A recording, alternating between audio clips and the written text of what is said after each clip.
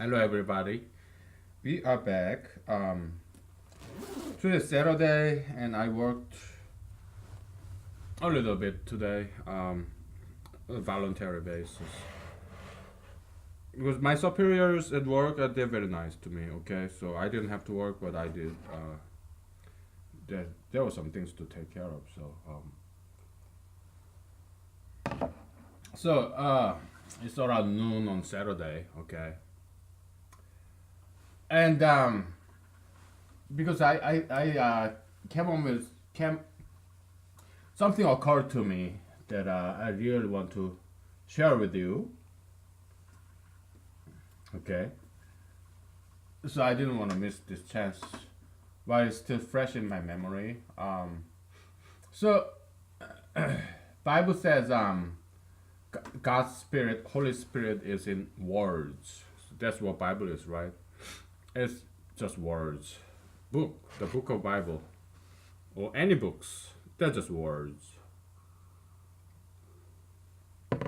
Like history books, words, or words. There could be some pictures here and there, but mostly they are words. Do you know why? I give you like 10 seconds to answer this.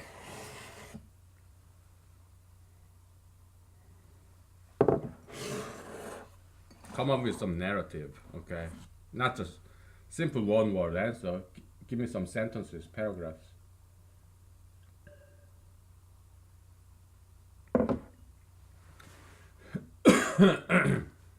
Okay, time's up because we're dealing with metaphysical world, metaphysical universe. It's invisible. Saint Paul in the New Testament talks about this. You know, the spirit is invisible, good spirit or bad spirits, holy spirits and unclean spirits. Okay, they're invisible to us. That's why we contain them in words. We express ideas, concepts in words. Okay. In physical world, we have movies, motion pictures, objects, animals, plants, right? They're tangible things, but ideas, concepts, they're all metaphysical. It has no shape, it's invisible to us. It's intangible things, okay? So library, books, they're the whole metaphysical universe, okay? Expression thereof, all right? So that's all I want to talk about today, okay? Well, for now. So that's the main topic, okay? So that's the introduction. So let's expand on that idea, okay? So we talked about this physical human being. We have anatomy, right? We have bone, flesh, blood, organs, tissue, whatnot. That's physical human being. But our metaphysical composition are ideologies, okay, values, virtues, habits, all these isms, okay, and so we have physical genome. Genome is a set of all the genes that we have in our cells. Human beings, we have many different cells, right? But each cell have the same set of genes. Each cell in our human body have the same genome, same set of genes, okay? A cell in our hand, it has exactly the same gene, set of genes, as the cell in our brain, the neuron cell. And each cell have only one nucleus, and each nucleus has this 46 chromosomes. The same for every single cell in our body. Then, how come the gene in our skin cell, the genome in our skin cell and the neuron, how come they are the same? But skin cell and neuron cell they're different. It is because, and they serve different functions. They do different things. It is because, depending on the type of cells and location, different genes are activated. Okay, so let's say you have many genes, gene 1, gene 2, gene 3, and because this is a cell, okay, there's a nucleus. Inside of nucleus you have many genes, and outside nucleus you have a cell.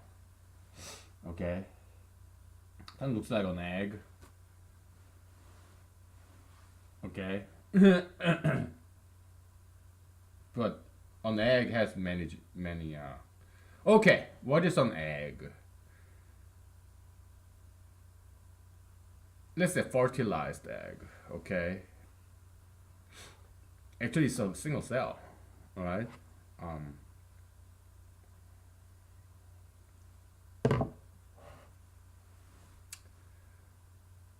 so the egg that we eat, is it a single cell or does it have many cells?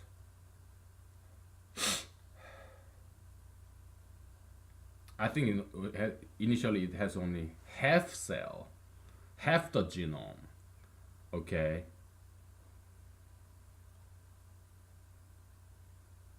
It's been a while since I took biology, but I think that's what it is because human egg, the egg in a woman, before the embryo when they menstruate, the female egg is very small, tiny, right? But and also sperm, human sperm, man's sperm is very tiny too. And an egg and sperm contains only, each of them contains 23 chromosomes. So it's called haploid, right?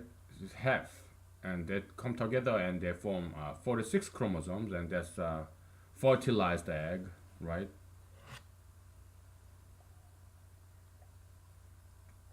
So yeah, I think an egg of a bird, I think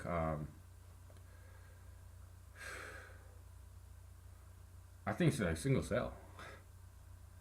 Correct me if I'm wrong, but let me look it up real quick because I'm really curious. I don't think I have patience to wait before the break or this episode. So let me look it up real quick.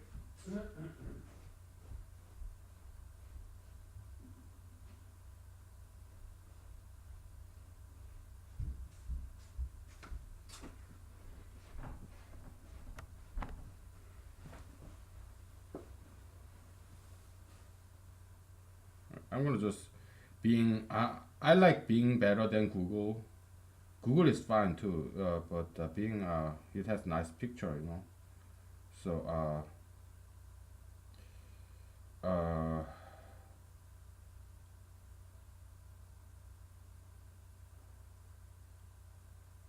does is an egg, is a chicken egg a single cell? That's the question. It'll only take a minute, okay? Bear it with me. Is is a chicken egg one cell? Well, somebody already asked this question.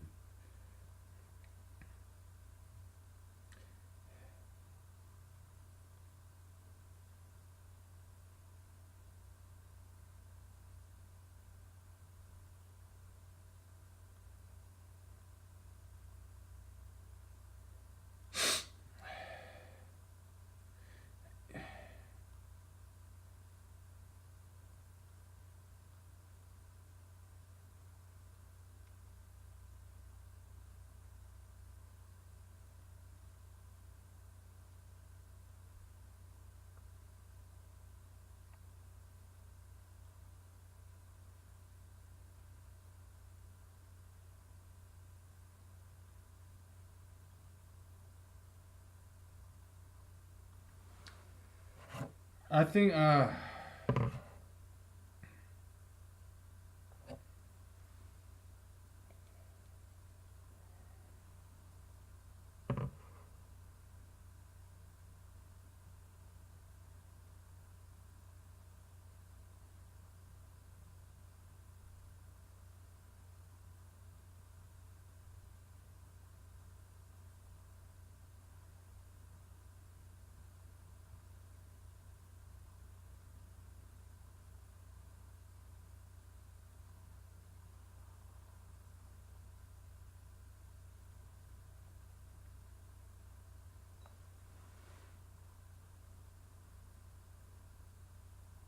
Okay, egg is a single cell. Okay, or half cell. Okay, yeah. If an egg is fertilized, I'm not sure how fertilization of an egg happen. Probably because birds they have sex in a very strange way. Their sexual intercourse is like 1 second, right? So yeah, I guess unfertilized egg is kind of like a menstruation for human being, and unfertilized egg of a chicken. Okay, so female chicken, and fertilized egg is more like after a female and male chickens have had sex, then yeah, they the female chicken hen would uh, give give out the fertilized egg, I think. Okay, so yeah, one egg is one cell. Okay, initially, all right.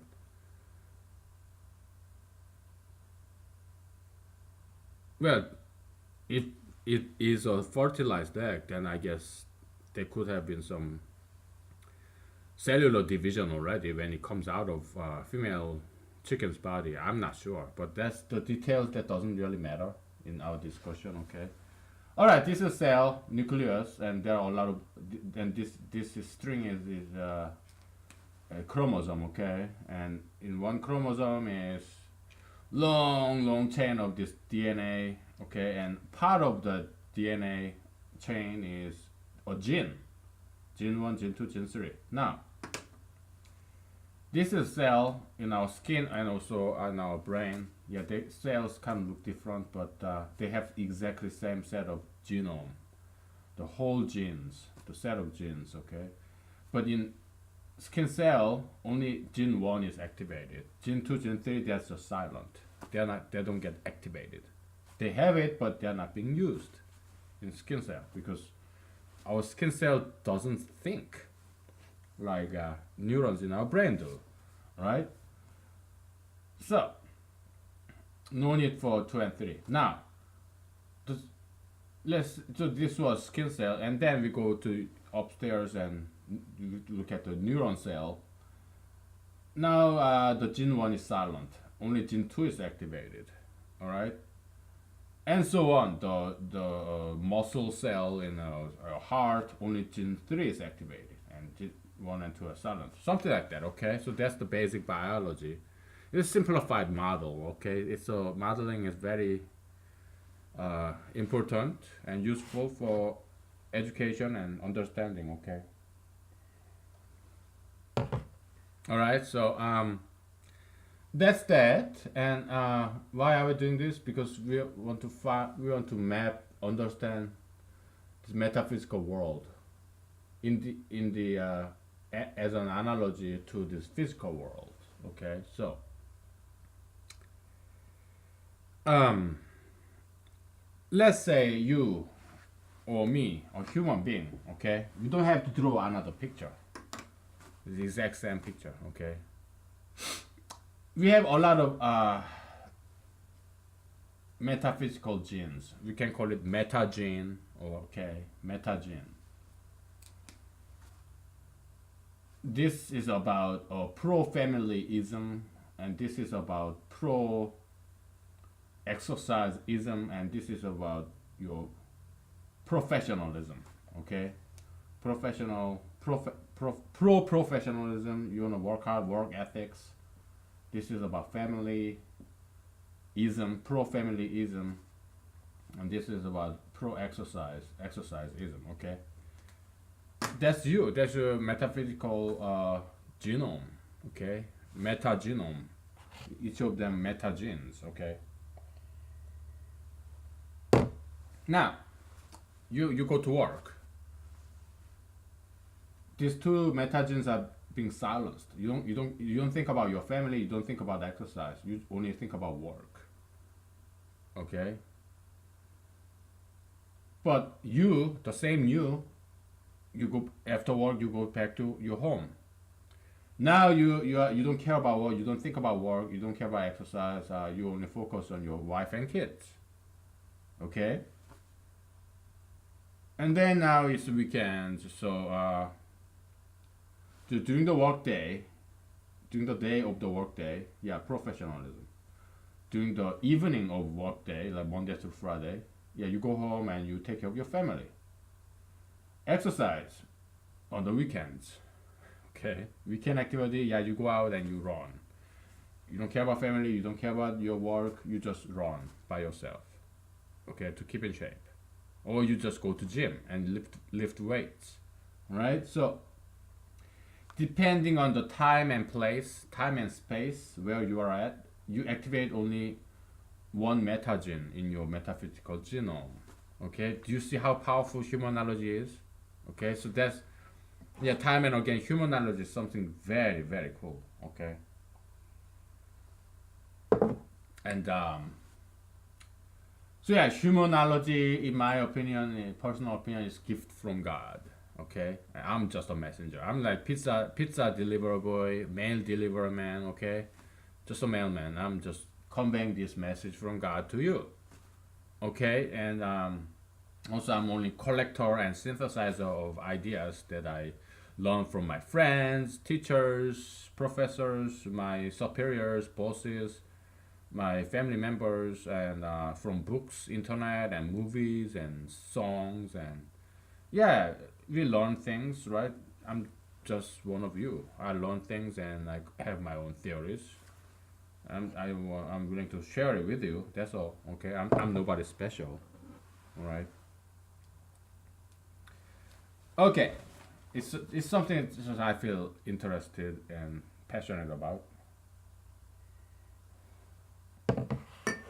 Okay, but also great hobby. All right. Okay. Saturday time goes so slow. But it's been only 17 minutes. But let's take a break, okay? Because it's Saturday. All right. We'll take a break.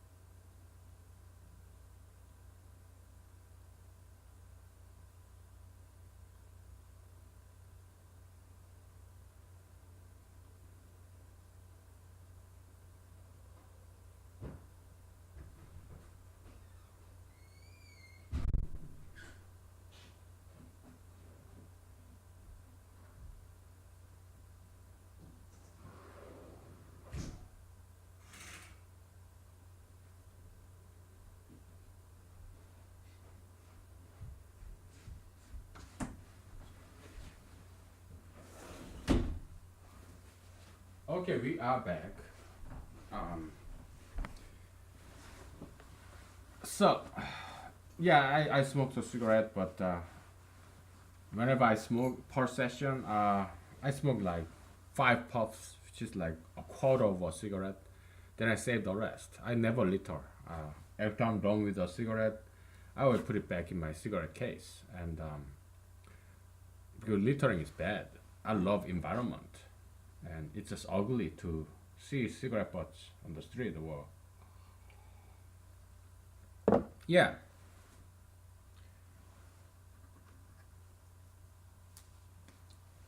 things in place. Okay, so we're gonna talk about that later before I forget because I wanted to talk about this some point in the past, but I forgot, so I didn't talk about this yet.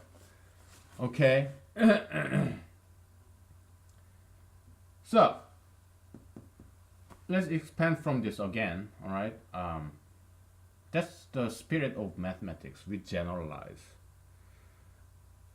I have come up with a lot of mathematical theories of my own. Okay, so okay, we'll talk about that later too.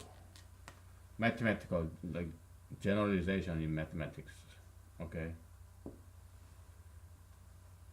Today Saturday I already worked a little bit, so I think it's time for us to enjoy this intellectual entertainment. So let's indulge in that, okay? We got time today, Saturday.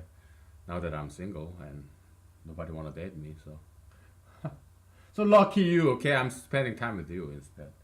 All right, so okay, I took a lot of biology classes and as an undergrad, a bachelor of science degree on computer science, but still some biology classes.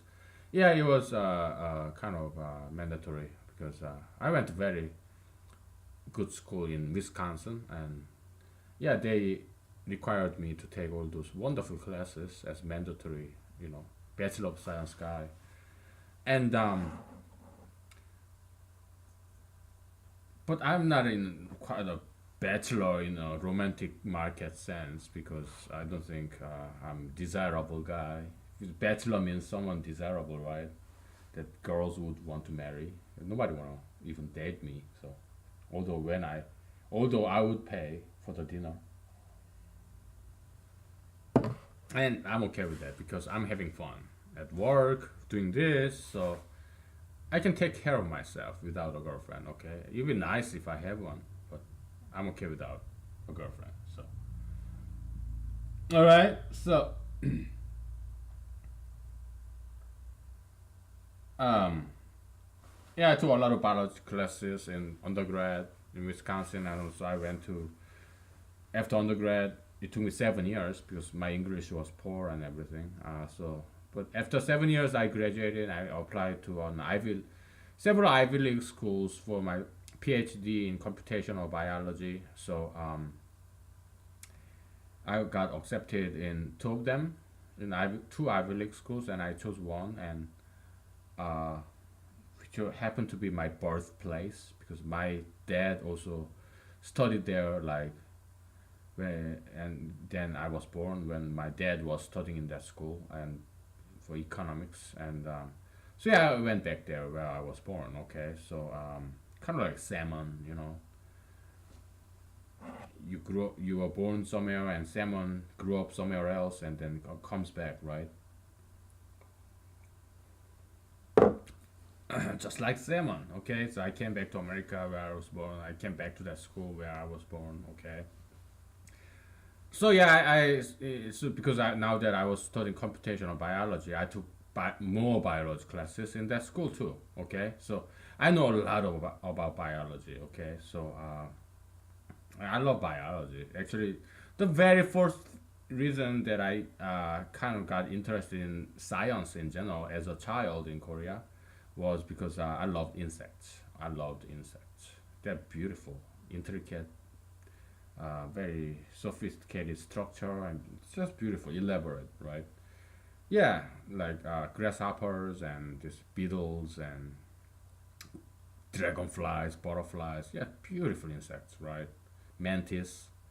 So yeah, I grew up with those insects, and not like cockroaches or anything like that, but ants and good insects. Okay, I always hated cockroaches and mosquitoes like anyone else, but they're good insects like butterfly, dragonfly, and uh, honeybees, and yeah, they're beautiful insects, right? Beautiful, beautiful. Mantis and grasshoppers and beautiful insects. that got me interested in science. Okay, so like biology was the first science that I loved.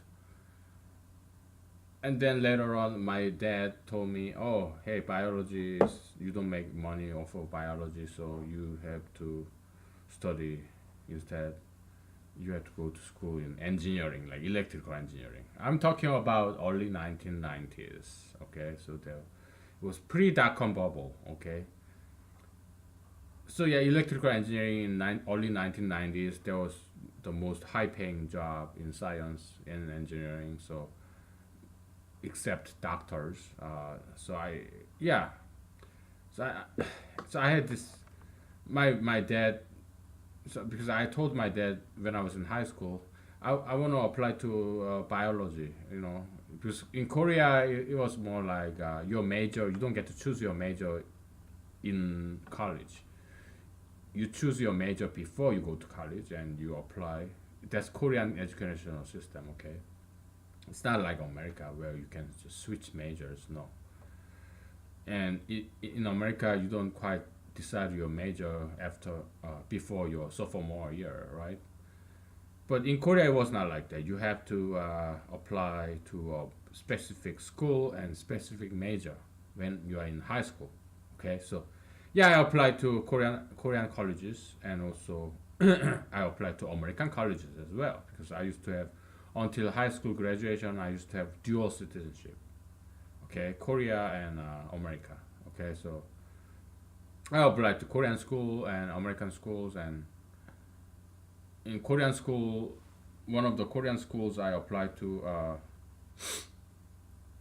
offered me a free scholarship because I'm a good student in terms of academically.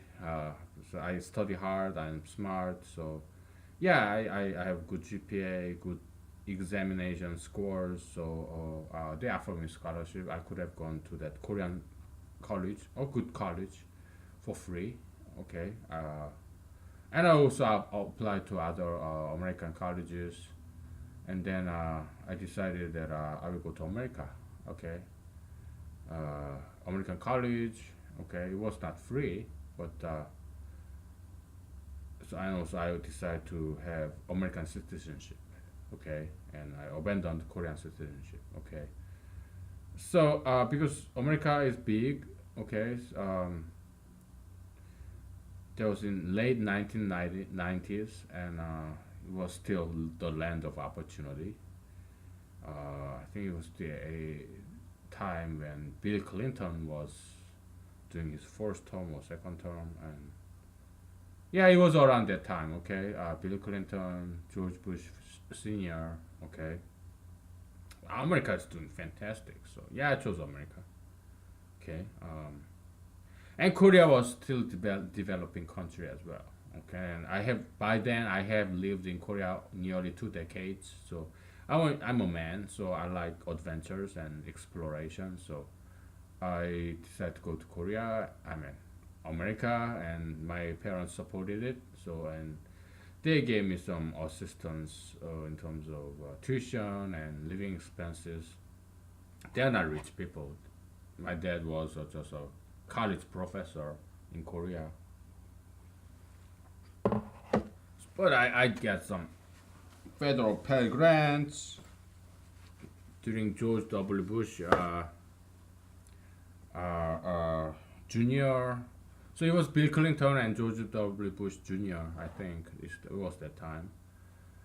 Yeah, so yeah, Pell Grant, George W. Bush supported that federal government grant to college kids. So yeah, I love George W. Bush Jr. Okay, and then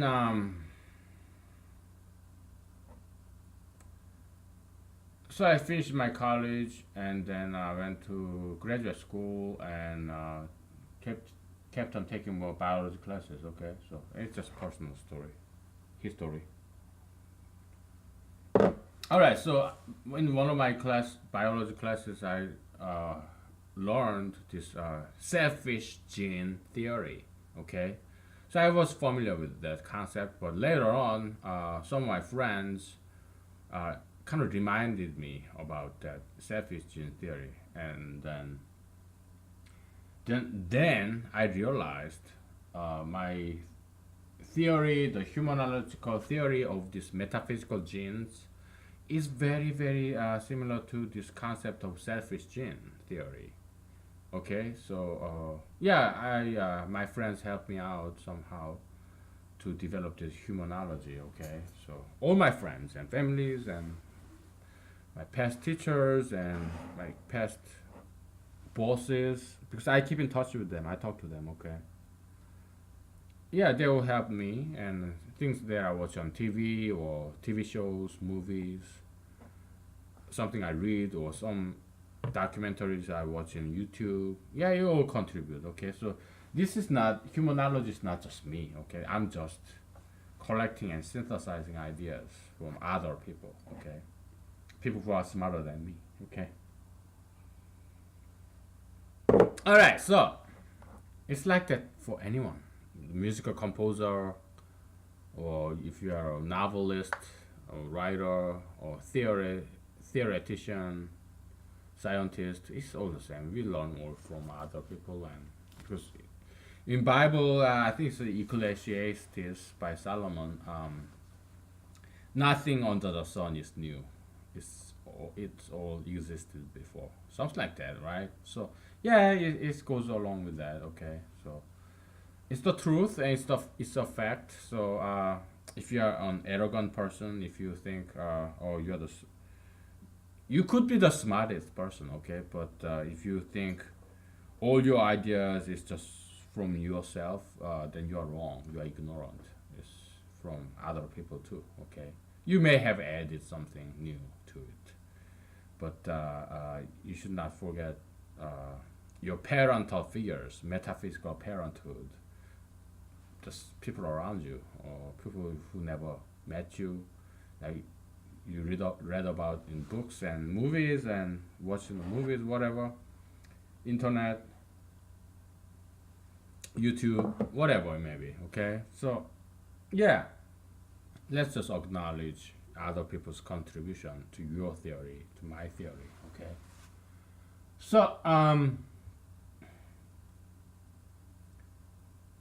what were we talking about? Yeah, biology. Okay, so selfish gene. Okay, so the selfish gene theory in biology is like this. Because I looked it up again. Okay, after some of my friends mentioned it. So selfish gene theory is like evolution doesn't occur in a species level. It occurs in more genetic level, gene level. Okay, so there's a selfish gene you want to propagate. So that's the gist of selfish gene theory. Okay, so this gene want to propagate, so it kind of directs this animal species, just like a tiny little alien in your head. Okay. Yeah, it directs you. So, just like the ideology of gayism, pro-gayism. This small, tiny little part of your brain. So it's the pro-gayism, but it's like an alien species in your brain that's controlling you, so that you devote your time, money, and even your life to propagate pro-gayism, like gay marriage, transgender surgery, gay rights. Okay. So yeah, it's I feel sorry for you if you are one of them, and I want you to realize that you are. I appreciate your dedication and your hard work, your passion, but you are on the wrong side. Okay, you are doing the devil's work. You are doing the Satan's work. You are being used, being taken advantage of. You are being used by. You're being made use of by Satan. That's what you're doing. I'm sorry. Okay, you need to get out of it, because it's bound to go down, in my opinion. I could be wrong. Okay, I'm not God, I'm not son of God, I'm nobody, I'm not even prophet of God. I'm just stupid Asian guy in somewhere in Alaska. Okay, a guy that no women want to date. So yeah, you can ignore me, I could be wrong. But as a person who care about you and your life and your happiness, yeah, I recommend you to get out of that gayism, this evil ideology, in my opinion. Okay. Okay. Let's take another break. Okay, it's been 30 minutes, so to Saturday and all, we'll take breaks more frequently. We can, okay. You have to give me a break. Don't you want me to enjoy my weekends and relax a little bit? Yeah, cut me some slack, okay? So I'll be back.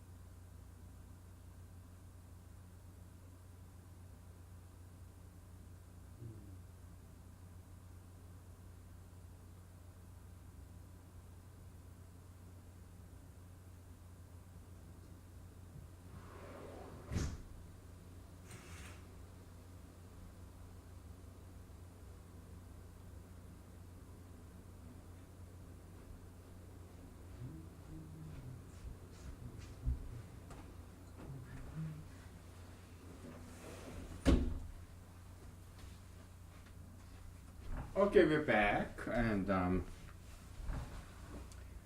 okay. So, as you can easily imagine, what would be the analog of the selfish gene theory in the metaphysical universe? I give you like 3 seconds. Yeah, we talked about this before. So, as these ideologies in us, metaphysical genes, okay, we can call it idea or ideon, okay, or meta gene or metaphysical gene. So there are two kinds of metaphysical physical genes, right? Bene gene and malagene. Malagene, okay? Bad gene, bad metaphysical gene, and good metaphysical gene. Good ideologies, bad ideologies, okay? So bene gene, malagene, all right? So we can call them collectively as meta gene, metaphysical gene, or ideon, the singular form of idea, okay? Idea concept, okay? Just like proton, electron, all right? I think it's criterion, Greek suffix for unit, this singular entity, okay? Ideon, whatever, like phenomenon, you know. So, yeah, Greek is very beautiful language, okay? So, there's very selfish meta genes, metaphysical genes. It has its life of its own, it want to propagate. Okay, so what happens is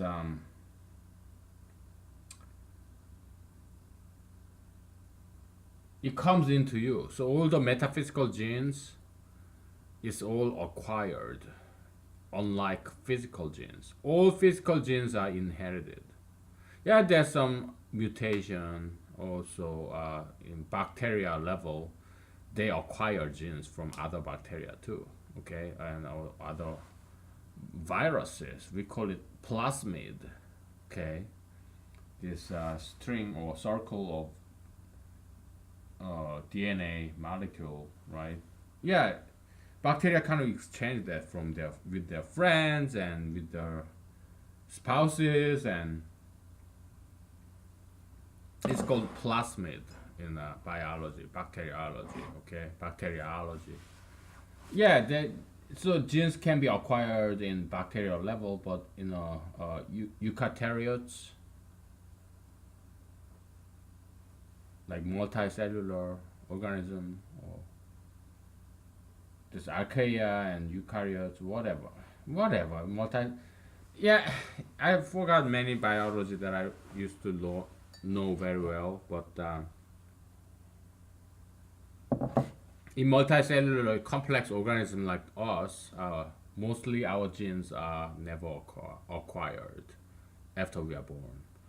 We are just born with it. The set of genes, physical genes, biological genes. Okay, our skin color and eye color or hair color, yeah, it's all inherited, and that's hence the race, immutable, inborn trait, right? Race and gender. Okay, you cannot change your gender, you cannot change your race. You can fake it by plastic surgery and some race transformation therapy. I think that Michael Jackson went through, tried to look more like a white guy. Somehow he managed to bleach his skin and made his nose like sharp, and eye surgery and all that stuff. So yeah, he can fake it, but it cannot change the fact that he is African American, which is a great race. Okay, that's why he could sing and dance so well, because he's African American. He's a descendant of African Americans who excel in singing and dancing. Okay, yeah. So genes, physical genes is something you cannot change. It's something you are born with. But all the metaphysical genes, like all your values and virtues, your language, your knowledge, every single one of them are acquired. That's the difference between physical genes and metaphysical genes. Okay, because you are born. What are you? Are you Generation X, or you are baby boomer? If you are baby boomer, I'll be very flattered that you're watching this, because I'm younger than you are, and you're trying to learn from somebody who's younger and less experienced than you are. I'll be very flattered if you are a baby boomer and watching this. I was born in the American 70s. I was born in America. I was born in the 70s, so I'm more like a Generation X. And if you are millennial, born in 90s, yeah, I still thank you. I thank you no matter what age you are, okay? Because it means a lot to me that you're watching this. And right now, in 2018, that I'm recording this, nobody's watching this, okay? Nobody. All right? So, yeah. So,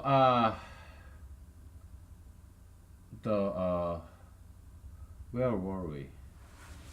I have no idea where were we. No idea where we were.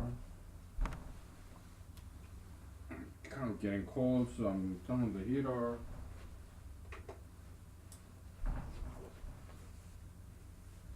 Yeah, the naming convention, metagenes, ideon, benegene, malagene. Okay, and this ideological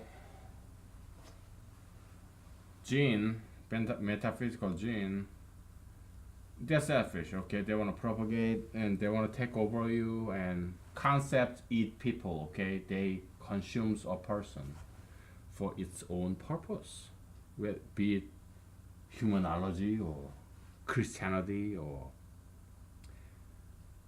But I personally I see them as good concepts, like Holy Spirits, okay? Christianity, even Islam, okay, the traditional Islam, okay, great religion, okay, Buddhism or something new like humanology, okay. So yeah, it consumes me to propagate those ideologies, right? Because at least in theory, I can lose my job over this because I talk against gay marriage and transgender bathroom and marijuanaism and tattoos, piercings. So I'm in a way, I'm kind of being irrational about this. To talk about this, although it may cost my job and I can get fired and starve to death, and I don't care. Okay, and but I believe in the cause of this humanologyism. Okay, or Christianityism. Okay, it's like martyr. Okay, martyrdom. I'm kind of like that, okay? I'm willing to sacrifice my life, my career for the cause that I believe in, okay? So are people in evil ideologies. Like I never say they are evil people. No, they are just possessed by evil ideologies that God created, and God want them to be possessed by the evil ideologies, okay? So everybody, in the eyes of humanity, everybody is innocent, even if that person killed Jesus, like Judas Iscariot and the synagogue leaders. Yeah, they are, or even Adolf Hitler and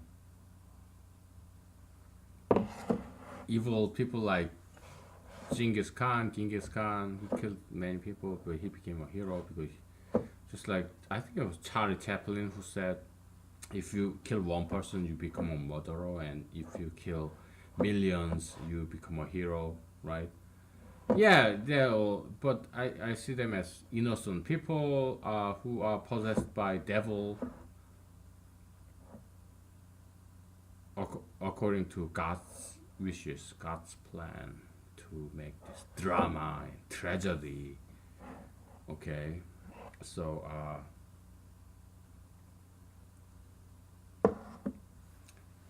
I'm not saying there should be no hell, because maybe in your life you enjoyed more than you suffered. Then yeah, maybe, and in an evil way, maybe then you deserve to go to hell. To compensate for that extra surplus happiness that you enjoyed, the net positive sum of your life happiness. Yeah, maybe you should go to hell, and because you did it in the wrong evil way, immoral way. Heaven, if your net life is net suffering, net negative copium, then yeah, you deserve some compensation, and you did it for the righteous reason, and then yeah, you deserve some award, so you get to enjoy after you are dead. Okay, so humanology is kind of silent about afterlife, but on a personal level, yeah, that's what I think would be a good justification for this biblical and also Zoroastrianism kind of concept of afterlife. Okay, Solomon in the book of Ecclesiastes, he talks about afterlife too. He said he was more skeptical about that. Okay, who knows? How can you tell for sure that there is afterlife, like hell and heaven? Yeah, Solomon kind of questioned that idea, but Jesus, he never questioned it. So in the Old Testament, the focus is more about present life. In the New Testament, the focus is more about afterlife. Okay, so you have to do the right thing, although you may suffer from it, because you will be rewarded after you die. That's the constant theme of the New Testament. Okay, New Testament is more about afterlife. Okay, so you will suffer because this world is being dominated and ruled by the devil, and so most people in this world are evil. That's why you have to fight for the justice, and that's New Testament. Okay, New Testament is about the struggle between the good and the evil, the war between the good and the evil. I think they came from Zoroastrianism in Iran, the Persia. Okay, because I read an article of that theory, and I kind of think that it's credible. Okay, in my personal opinion. So I don't think that's concept that Jesus just came up with. I think he learned that from Pharisees, you know, Pharisees, Paris, Persia. If there are three consonants in the same order, uh, there are different words, but all those three words, several words, have the three same consonant, like Paris, Pharisees, Persia, PRS. If those different words contain those same consonant in that same order, that means probably rationally, reasonably, it has the same word origin. Okay, so that was the some theory that I learned off of the web, internet. So yeah, I think Jesus learned that from Persian Zoroastrianism, you know, the religion of fire, you know, eternal fire. Okay, this concept of heaven and hell, afterlife, and the war, conflict between the good and the evil. This dualistic, you know, concept. I think he got it from Zoroastrian people. Okay, Pharisees, Persian. Okay. So yeah, I kind of I think that's credible theory. Okay. So and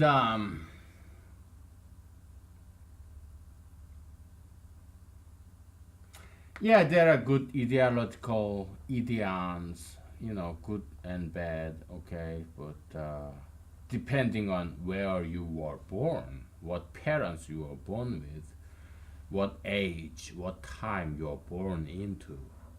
Were you born in 1980s or were you born in 1880s? Okay, if you had been born hypothetically, okay, theoretically, cinematographically, or fictionally, let's assume that you were born in 19 no 1800s. Okay, you would not be a pro-gayist or pro-tattoo piercist. or pro-marijuanaist in America. You're born in 1803 in America, United States of America, okay? You don't even know what marijuana is, because it didn't even exist in America. Yeah, maybe in some Latin America, but not in United States of America, okay? And you would not subscribe to pro-gayism, gay marriage, gay rights, because they didn't exist back then. Maybe so there were some gay people, but it was not predominant like today. Tattoo piercing, yeah, none in 1800s in America. Okay, yeah, there was for thousands of years in Pacific Islands, but they didn't come to America yet. Okay, so yeah, if you are subscribing to pro-gayism, pro-tattoo piercism, pro-marijuanaism, it's only because you are exposed to it in your life. Okay, your friends, some celebrities, they do tattoo piercing, they do gay marriage, transgender surgery.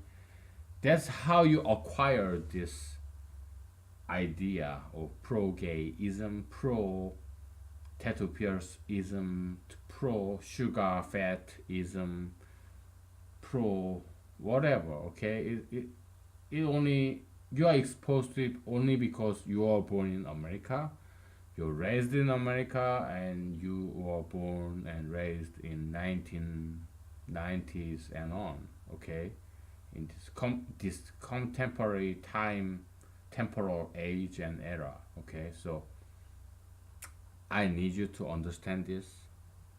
Okay, because I don't want you to be controlled by all these evil ideologies. There are good ideologies and bad ideologies, and one way or the other, you get to serve good ideologies or bad ideologies, but you will serve some ideologies one way or the other. You cannot go beyond the ideology level. Why? Because you're only human. That's human condition, okay? It's either you have a good religion or a bad religion. The religion of humanology, Christianity, Islam, Buddhism, Confucianism, or Sikhism, Hinduism, they're all good, okay? Traditional, in my opinion, okay?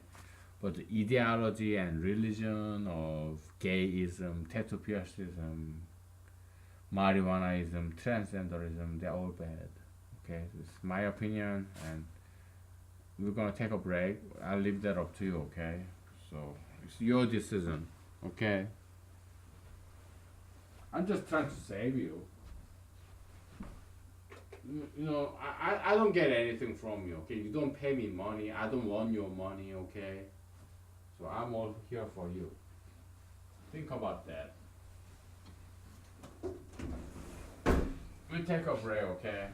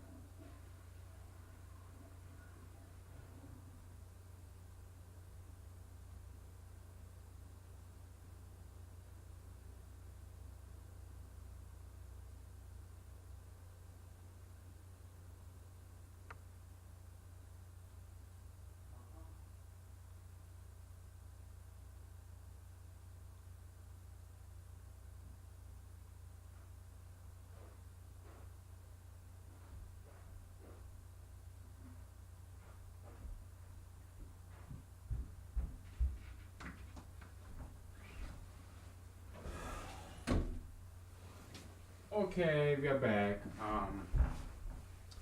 So yeah, these metaphysical genes, you want to expand and reproduce, multiply, just like God ordered the animals and plants to do.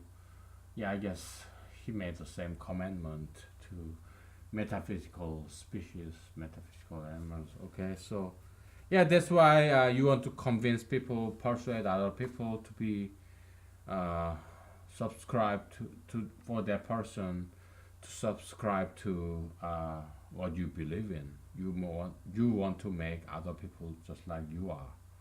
You want other people to believe in the same cause, same activism, same um, ideologies that you subscribe to. I'm talking about gay marriage. I'm talking about pro-life. So yeah, it's across the board. Okay, all the conservative, liberals, they're all the same. Okay, because it's human condition. It's across the board, no matter what ideologies you believe in, and no matter what country, what your language is, it's all the same. Okay, say you are running for a campaign, you are running to be elected into a local school board, or mayor, or governor, or state legislator, or federal president, like I am now, or federal congressman, senator, whatever, right? Yeah, that becomes an ism, okay? You ism, okay? It's a temporary concept, temporary ideology that you have to be elected for that position. After election is over, it's gone. Maybe there's in the next election, yeah, you run again, maybe, right? But either you win or you lose, yeah, it dies. The ideology, okay? Pro you electionism, okay? Yeah, whether you get elected or not get elected, yeah, it dies with that election day. Okay.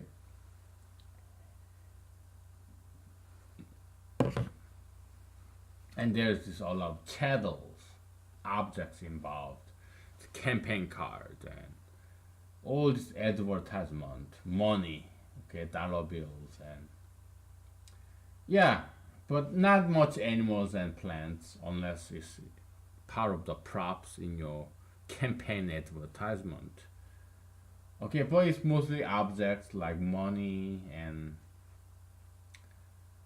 campaign placards, which I made. It's right there, okay? I'm not gonna show you unless you support me in my presidential campaign for 2020.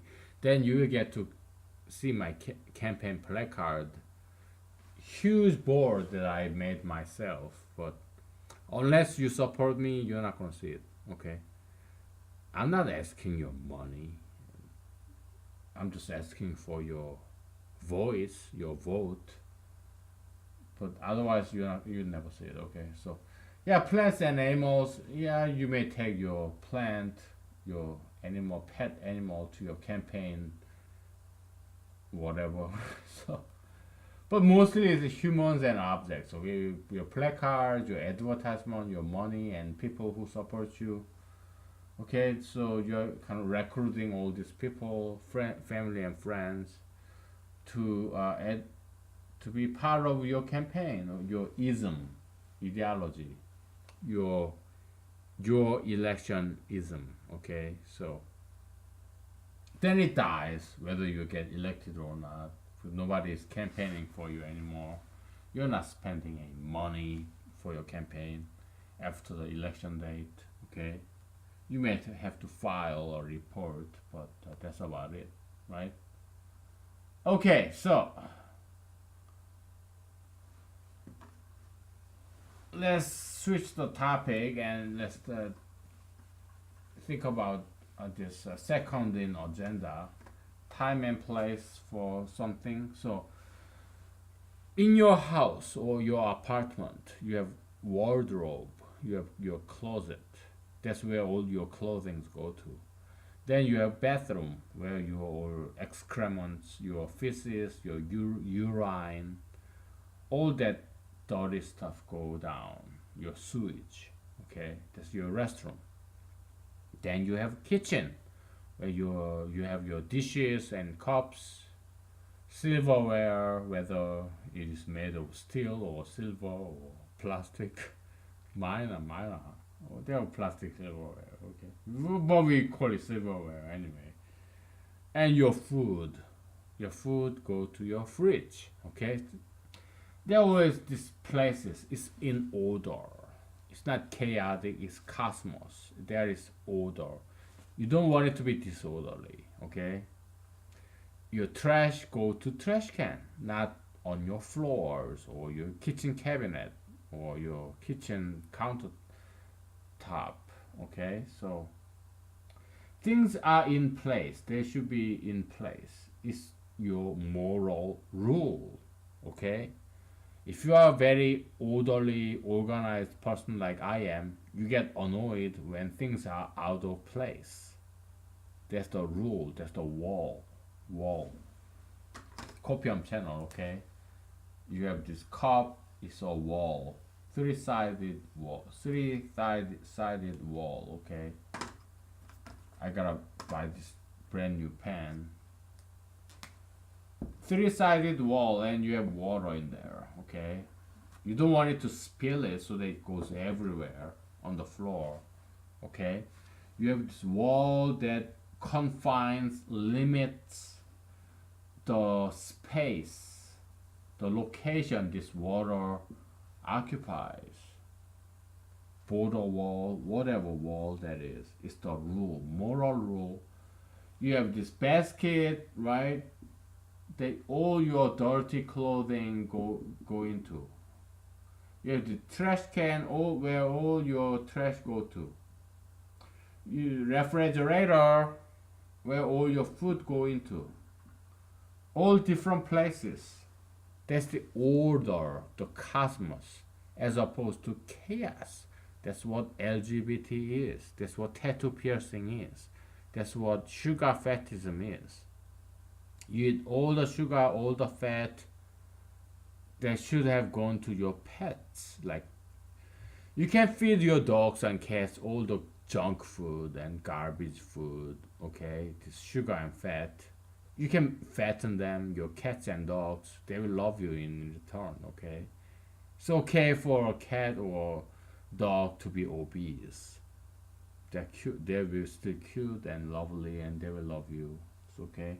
It's not that necessary that your cats and dogs live very long. They can die young. That's fine, because you can always buy another puppy, another kitten. Yeah, you can. They're expendable. They're replaceable. So yeah, feed all your junk food to your dogs and cats. Okay, but not to yourself.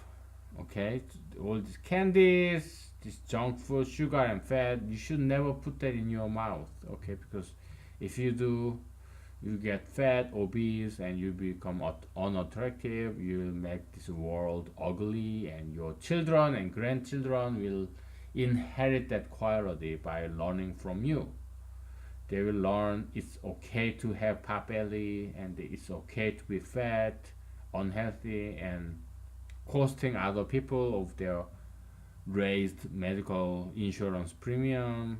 You raise the medical cost because there's more demand, more people like you get sick, so you go to hospital more often, and there's limited supply and you demand get high, so that's why the price of medical cost goes up.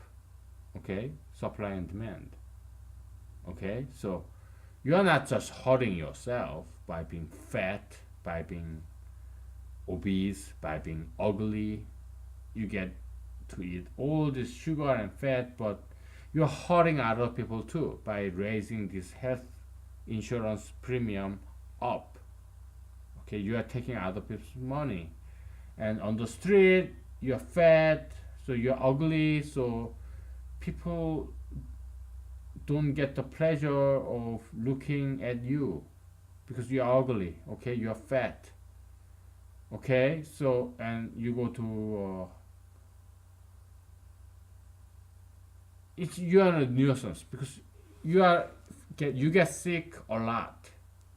You miss work because you have to go to hospital because you are so heavy. Your joints start to hurt as you get old. Okay, and because you are fat, you cannot exercise anymore because you're too heavy. So you catch a cold very easily. So you go to work, you propagate all this cold virus to everybody around you.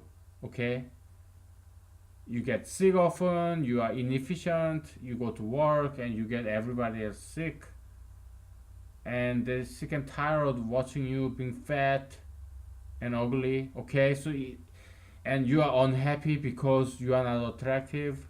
You can and you're unhappy because you are not attractive and you are not healthy, so you are in all this pain and suffering, and you make other people suffer from seeing ugly you and to catch a cold from you, and to raise this medical insurance premium, and they have to pay for that, and it deserves everybody. Okay, so don't eat sugar and fat.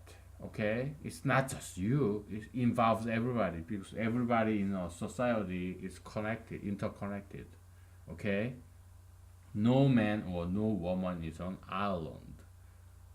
Okay, we are all interconnected. Okay, and your kids, your grandkids, they all learn from you, and they think it's okay to be fat, it's okay to eat candies and french fries and sugar and fat. So yeah, it gets worse and worse every day. Okay, so that's sugar and fatism. Okay, so if you love your grandkids and your kids, you have to change. Okay, you have to stop eating all this sugar and fat because in the eyes of humanology and also in Christianity, love is about pain, self-sacrifice. Okay, you say to your kids and grandkids, "Oh, I love you, I love you." It means nothing.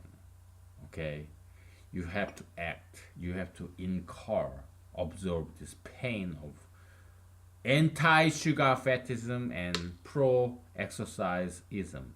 Okay,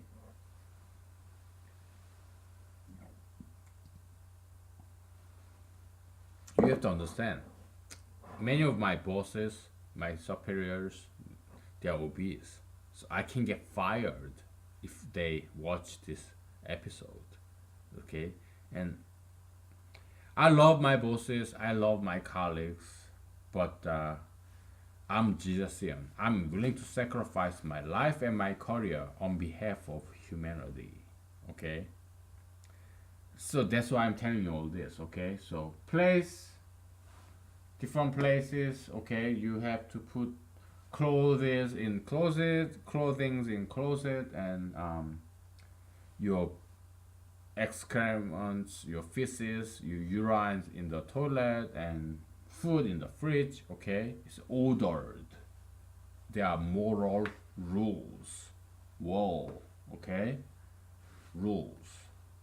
Okay, otherwise it's all chaos. You paint your wall with your feces, with your shit, or you poop and pee everywhere on your floor. Nobody wants that. Chaos, evil. Okay, so that's the connection between this thermodynamics, second rule of thermodynamics, the law of entropy, and humanology. Okay,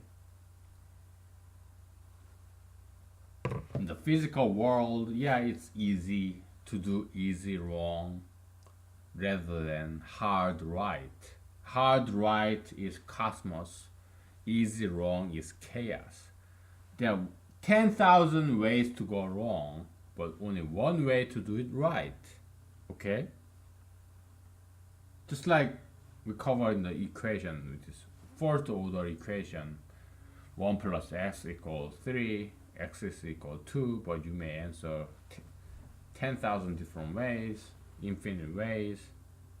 only one right answer, okay? So the law of probability, okay? There are more ways to go wrong than the way to go right, okay? So all right, we talked enough about this, and it's been an hour and 30 minutes already, so we're gonna wrap it up real quick. Before that, let's take a break because I don't want to lose my voice. Okay, let's take a break. Let's talk about this general mathematics, and we call it a day. Okay.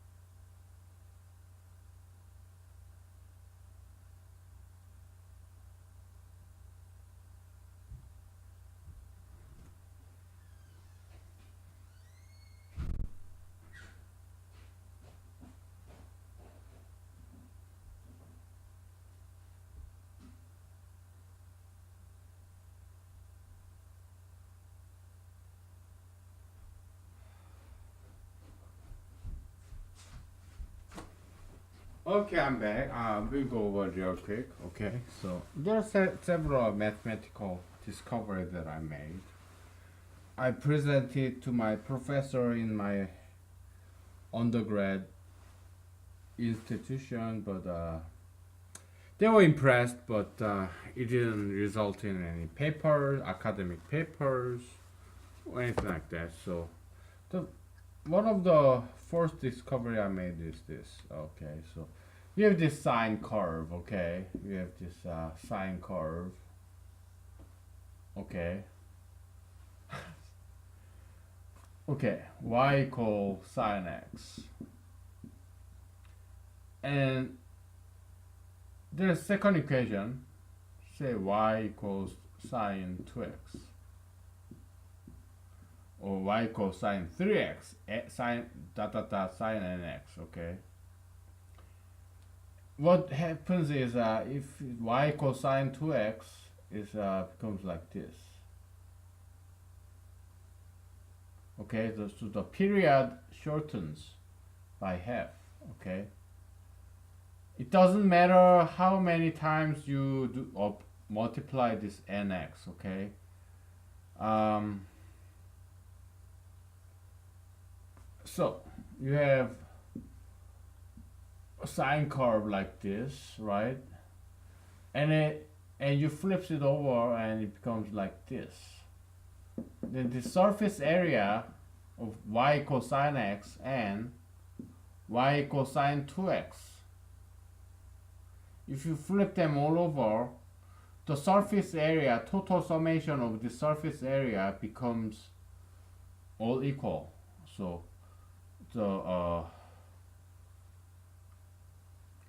integral sine x equals to, let's say this is n. Okay, so this is from 0 to n, x is equal to 0 to n, is equal to integral of sine, let's call it p for period, 0 to p, okay, 0 to p, sine nx, no matter what n is. Okay, so I mathematically prove this. It's very easy. Well, the absolute value of this. Okay, it's a very easy mathematical equation. I mathematically proved this, and I presented to my one of my professors, and he was impressed. Okay, so I thought back in early 2000s, I proved this theorem. And yeah, my professor, my colleagues, they were my TA, teaching assistant, they were all impressed that I proved this, and then, but I thought it would have some application for acoustics, and because it's a sound wave, some electrical acoustics, whatever. I thought you would have some application there, but they said it would not gather much attention. It's kind of easy proof. Okay, so I didn't try to publish it or anything. Okay, so but this is just one small thing, and there's another mathematical theory. So we talk about n, okay, 1, 2, 3, n, natural number, okay. I just want to demonstrate that mathematics is about generalization, okay. Generalization that's what mathematics is about. Okay, so general mathematics, okay. I came up with another theory that impressed my professors and my colleagues when I was in undergrad. Also, I got this cue from one of my high schools, meaning I've been to more than one high school in Korea. So when I was in my 5th grade, 6th grade in elementary school, no. So 6, 9s. One of my 8th grade and 9th grade, I started in my middle school. I started to go to this prestigious Korean high school. They call it Science High School. Okay, so it's very elite school, and I studied very hard for 2 years. A year and a half for that. You don't just get to this private. It's not. It's like American private high school. That's very prestigious. Okay, but in Korea there were municipal and national high school. Okay, so you don't pay tuition. The Harvard of Korean university is called Seoul National University, SNU, I think.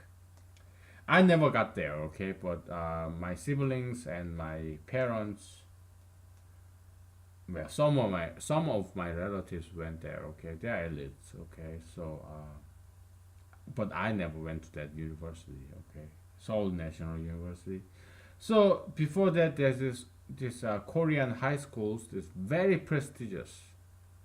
But Seoul National University or those science high schools, they were government sponsored. They're run by taxpayers' money, and you don't get to pay tuition because they think these smart people, diligent people are the future of Korea, leaders of Korea, and they are asset to this country. So taxpayers should pay for them. Okay, their education. So that's why it was free. Okay, and I got into one of those high schools. Okay, it's like probably like second best high school in Korea, South Korea back then. Okay, because I studied very hard in my eighth and ninth grade in the middle school. So, and my parents invested a lot of money for my education, my tutors, and those yeah, extra outside of my public school.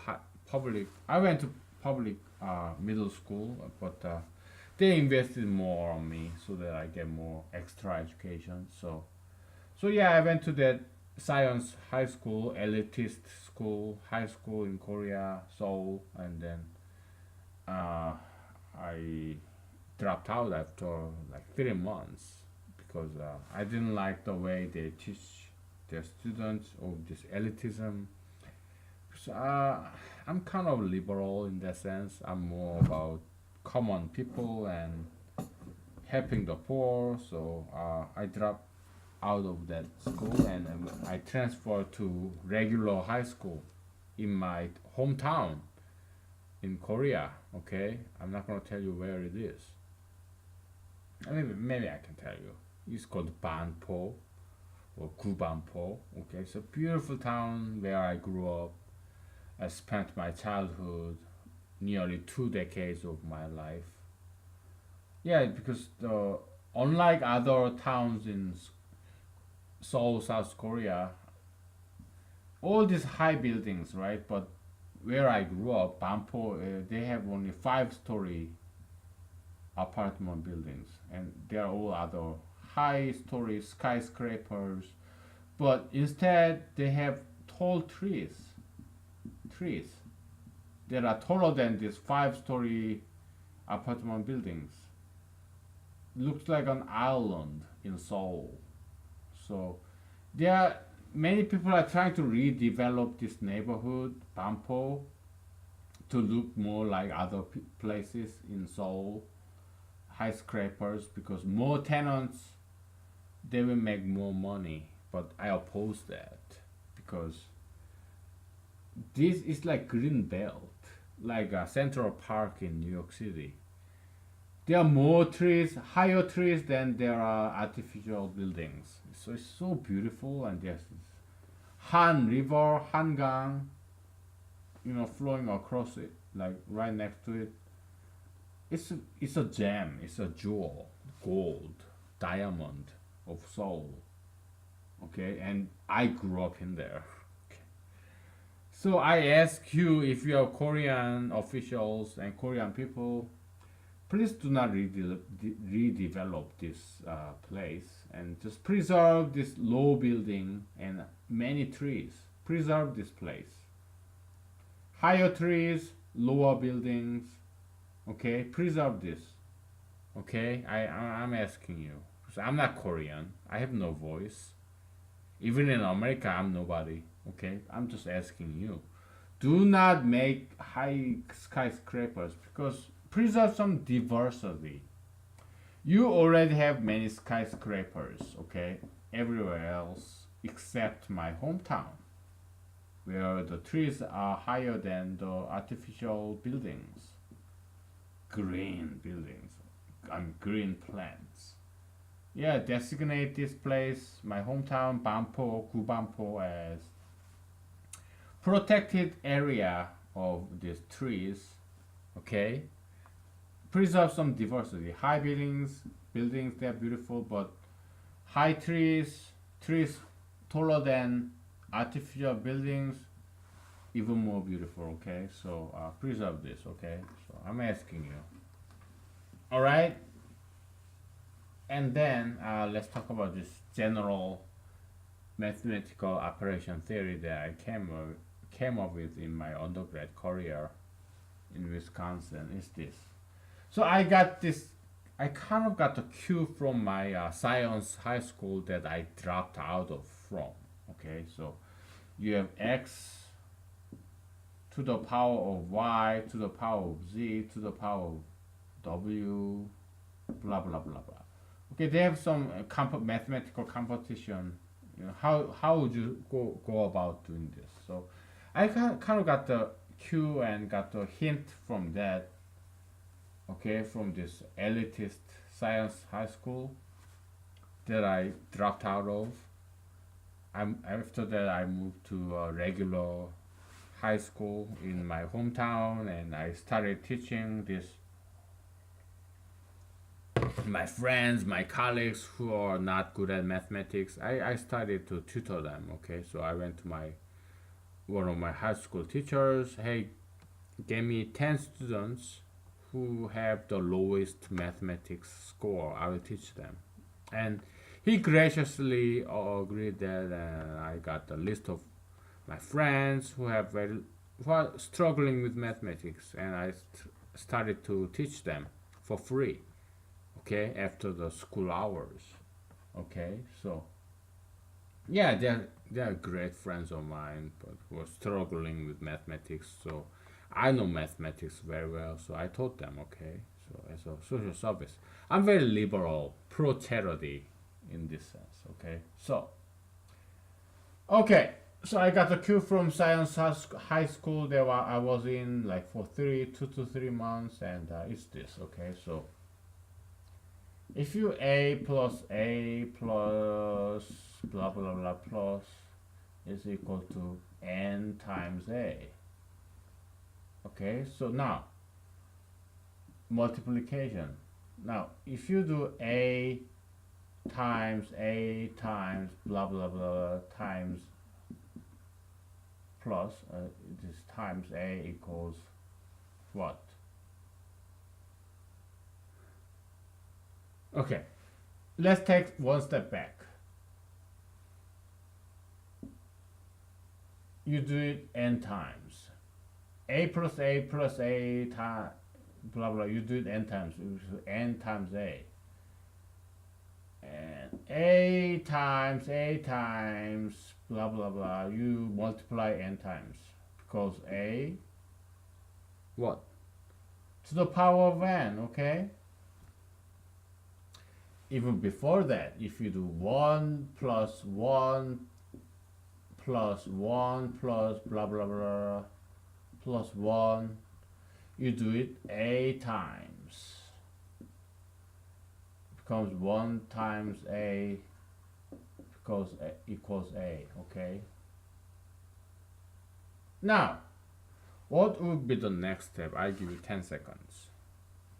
I want to be mathematical and scientific elite, so I give you only 10 seconds. As you can see, mathematics is about generalization. Okay, okay, it's this. Okay, it's a to the power of a, which is like it is equal to a to the power of n. Okay, so this symbol like upside down v is the power operation in computer science. Okay, in mathematics too. Okay, a to the power of a times to the power of a times the power of a is equal to a to the eighth to the eighth. You do it n times. Okay, we can call it a hat n instead of a to the power of n or a shoulder n, n times n, a plus a, whatever. Okay, so okay, then the next step would be a hat a blah blah blah a, and this is like n times. We can call it a what? Left shoulder of n. Okay. All right. So this is generalized mathematical operation.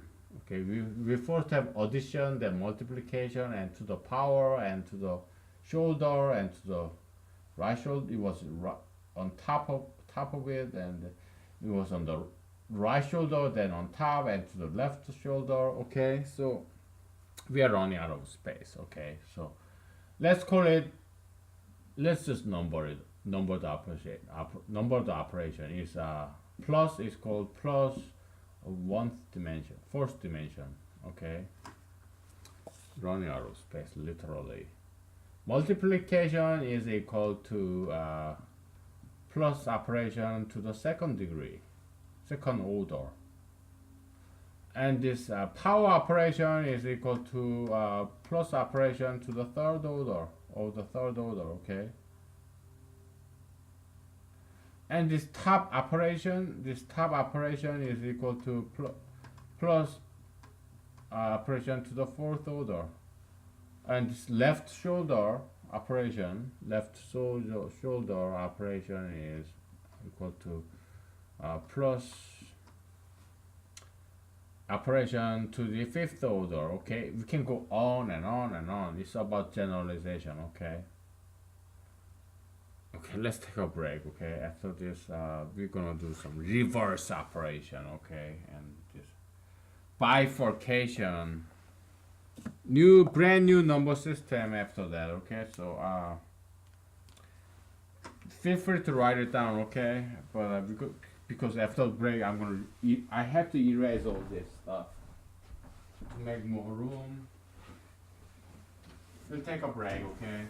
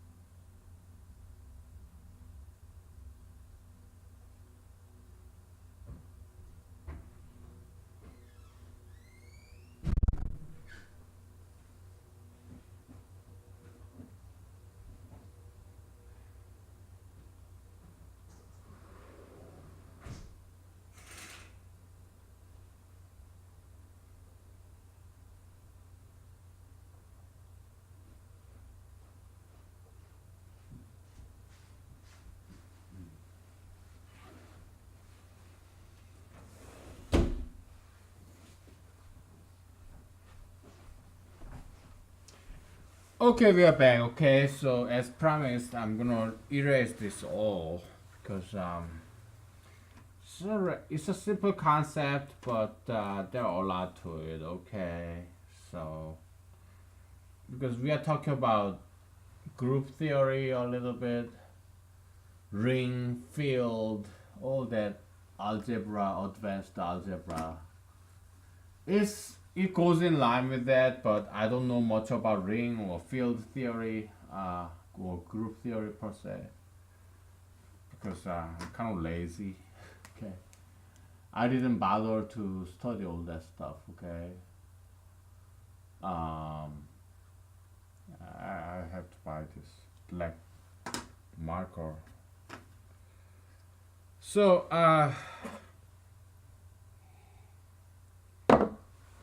it's this. Okay, so let's start with positive. I mean the addition. Okay, the simplest addition. So a plus x equals 0. X equals to minus a, right? A times x equals to 1. X is equal to 1 over a, or a to the negative 1, right? If you study algebra a little bit. Now, a to the x equals to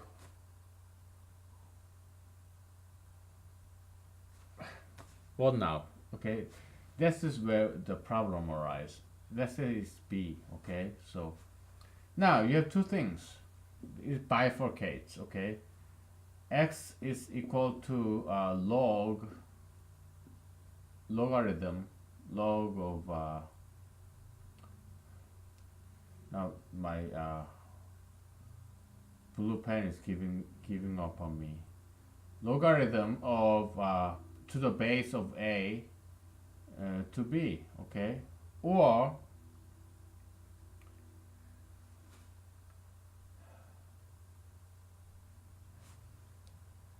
a equals to the root of b to the order of x. It's like if x is equal to a squared equals b, then a equals to square root plus minus square root of b, right? Which if x is 3, a to the third equals b, then a is equal to cubic root of b, okay? So it starts to bifurcate, okay? So what we can do is this. Um, how about a top x equals b? Okay, then there will be bifurcation. Okay, we can say x is equal to because x top x a top x equals to b, meaning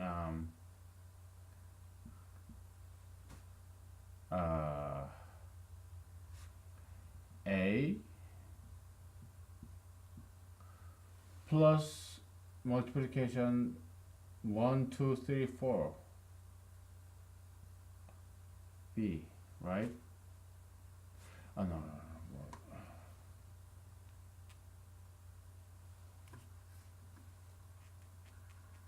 let's make some more room.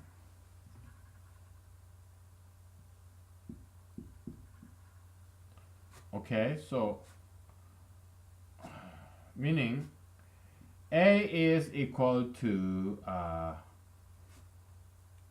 so this is operation between a and b, or x and b. Okay, because there are three variables here. A is equal to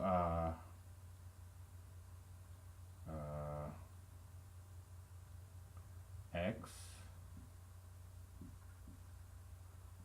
minus 4b.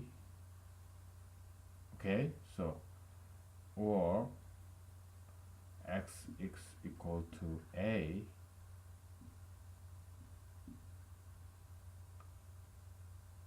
for I b. Okay, I is the imaginary number. Okay, so it's just different notation to express some negativity. Okay, so all right, so this is generalized operation. Okay, so a plus nth x is equal to b. Okay, then it's either a is equal to x plus to minus n, b, this is operation. Okay, it's generalized operation, and x is equal to plus a operation for I b. Okay, so what's the point of all this? Is this? It's a discovery of a brand new number systems to the nth. It's infinite hierarchy of brand new number systems. Okay, because I need you to write down all this. Okay, because I'm going to erase it. All right. I have to because we are running out of space, and I'm not going to erase the backbone of all this. Okay, so maybe I won't erase that. I don't know. Okay, because at the very beginning there were only addition. Addition was the very first operation. Okay. From addition, what is at the very beginning they're all natural numbers. Natural numbers meaning 1, 2, 3, 4, 5, and on. Okay, so addition, yeah. If you add two natural numbers, it becomes a natural numbers. So that it forms a group, mathematical group. Okay, so closed natural numbers is closed in terms of this operation of addition, because if you add two natural numbers, it becomes natural number. Okay, 1 plus 2 become 3. 1 and 2 are natural numbers, and the resultant of this addition operation of two natural numbers becomes another natural number. 1 plus 2 equals 3. Okay, but the reverse operation of addition is what? Subtraction, right? Subtraction. So subtraction gave birth to negative numbers. It's called the whole. So it expanded the set.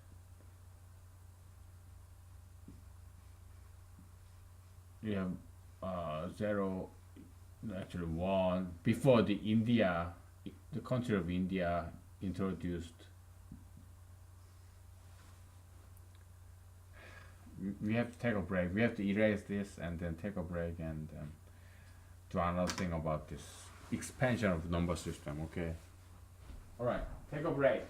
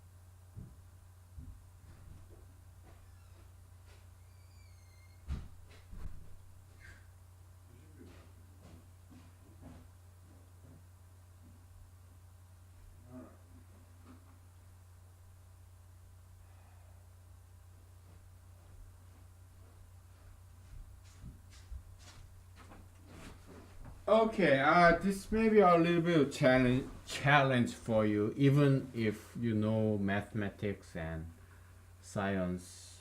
It could be a little bit challenge, okay? Because you know, I talked shit about elites in Washington D.C., but believe it or not, I'm quasi elite, semi elite. I've been to an Ivy League school in America. I've been to some elitist, super hyper elitist school, like the second best high school in Korea in terms of science. That's pretty high, okay. So, but I dropped out on both of them, okay. I dropped out from both of them because. But so I'm like quasi elite. I'm not anti elite. All I'm saying is the representative government of America should be the reflection of America, meaning, okay, elite, what are elites? It's a powerful minority, okay? It's like Jews, like Jesus, like Moses.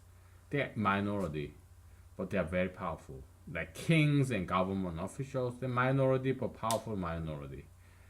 Like Kim Jong Un, Mr. Kim Jong Un, or like Mr. Chairman Mao Zedong, or Mr.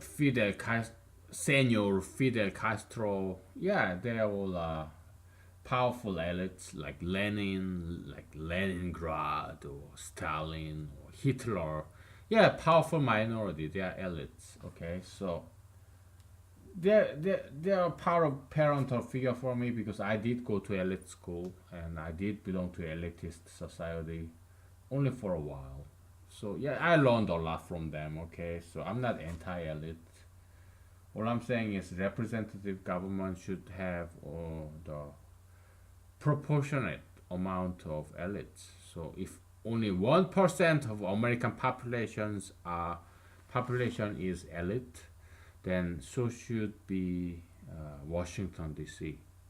Now Washington D.C. is like 100% elites. It should be only 1% elites. 1% of American population went to Ivy League school. So then only 1% of Washington D.C. high officials should be Ivy League alumni. That's what I'm saying, okay? Only 1%. Because American government should be representative of American population.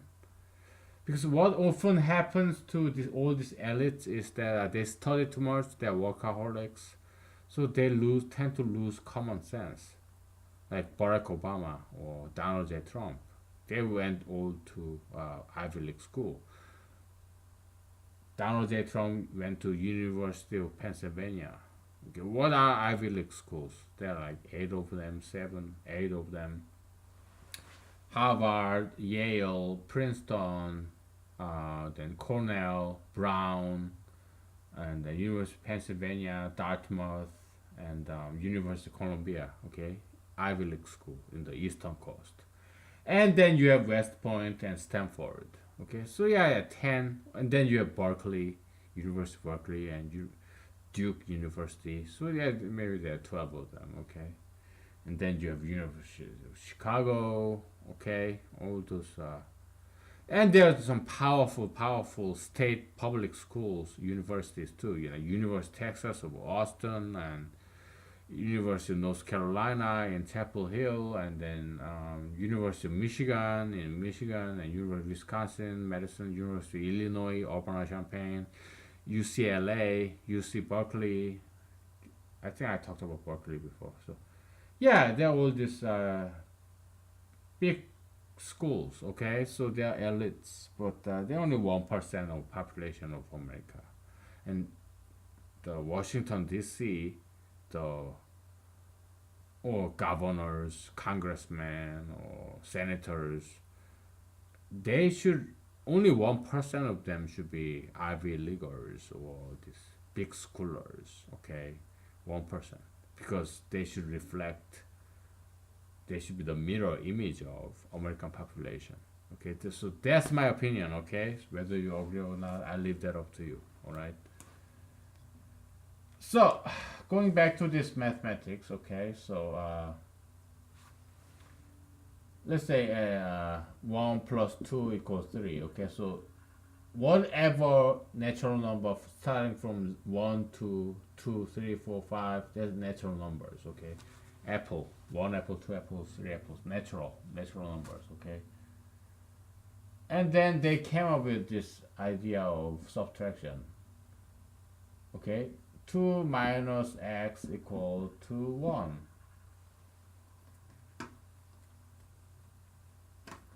3 minus x equal to 1. What is x? It goes the other way, so x becomes to what? 2, right? What if 3 minus x is equal to 1? X becomes to what? Negative 2. Or something like that, okay? So this anti-addition, which is subtraction, you feel compelled to introduce this brand new number system. We call it integers, okay? So minus 3, minus 2, minus 1, 0, 1, 2, 3. Positive numbers. When we only had the operation of addition, these positive numbers, natural numbers would suffice. It was enough. But when we started to introduce this anti-addition, this subtraction, we were forced to expand this concept of natural numbers. So we in the days of addition, we only have natural numbers and the set of natural numbers. Then when we started to introduce this anti-addition, this inverse operation of addition, which is subtraction, we had to introduce negative numbers and 0. Okay, and this whole set is called integer. Okay,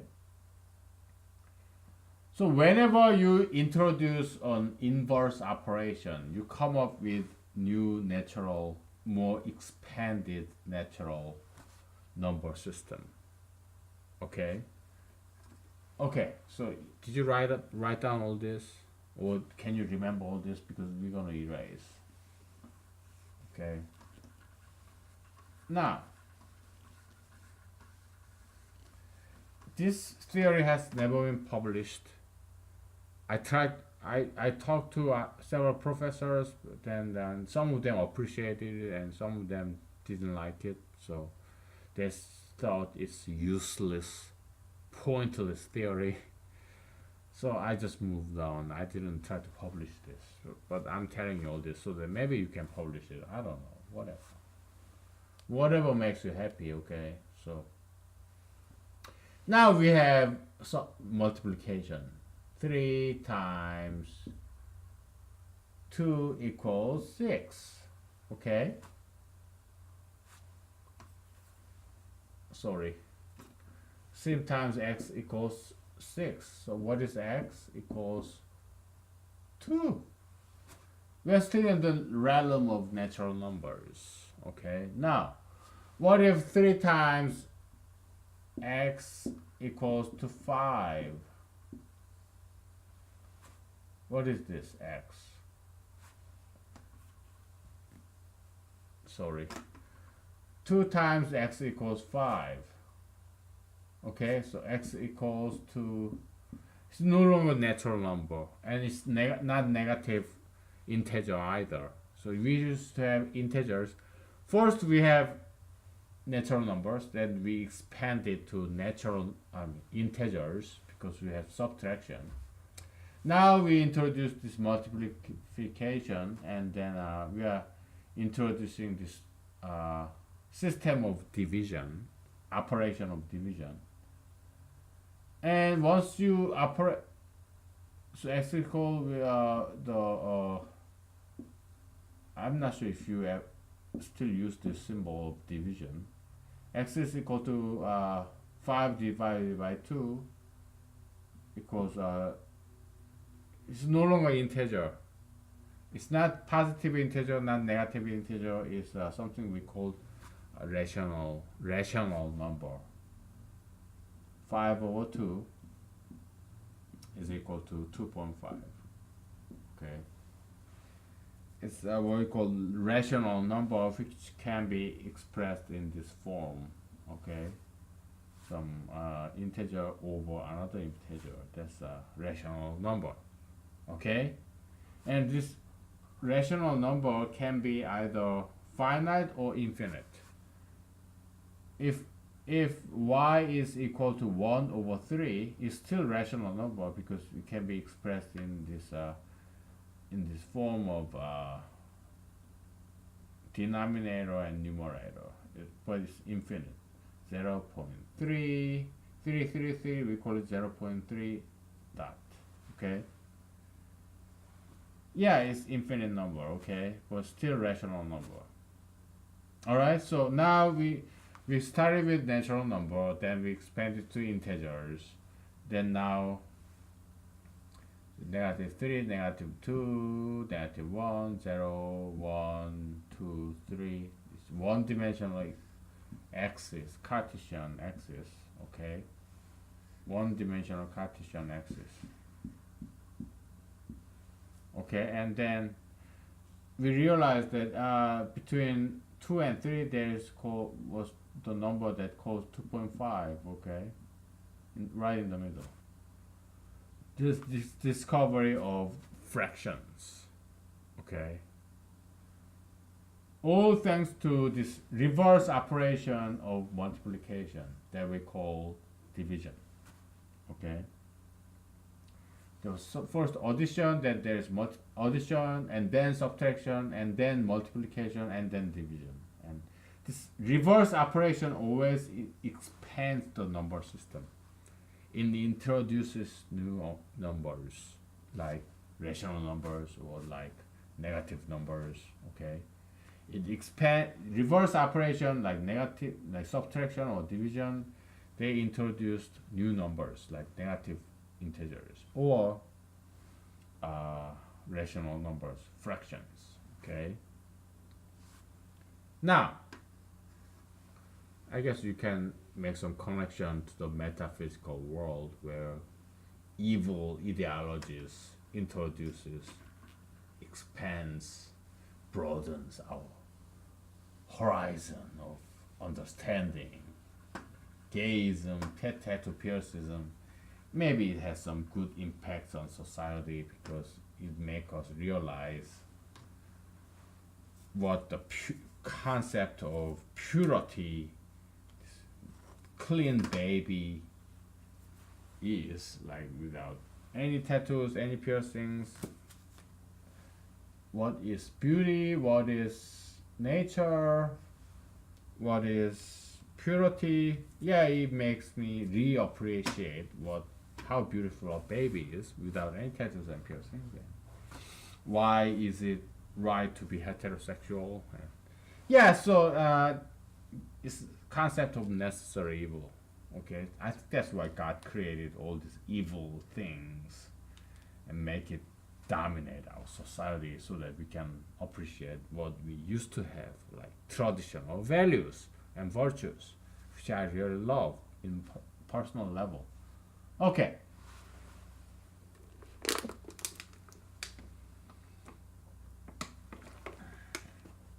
Yeah, it's just me talking about politics and shit. Let's go to the next level, okay? 3 to the 8th, 2 to the 3rd, 2 to the power of 3 is equal to 8, right? So, in mathematics, we do this. 2 is equal to square root, cubic root of 8 equal to cubic root of 2 times 2 times 2. So you just take 1/3 of that is equal to 2, okay? So, now, 2 to the x is equal to 8. We know x is equal to logarithm of 2, 8 is equal to logarithm of 2 to the 2 and 2 to the third is equal to, and this power comes here, 2 log 2 to the 2 this becomes 1 is equal to 3 times 1 is equal to 3, right? Now, I hope you wrote all this down because we are going rather quickly, okay? I already told you I want you to be on mathematical elite, okay? Because it's a lot. There's a lot of concept involved in this, okay? So we are running out of space now. 2 to the x is equal to 8, then x is equal to 3, okay? Now, if it is 2 to the x is equal to 5, what is x? X is equal to logarithm of 2 and 5, okay? Is equal to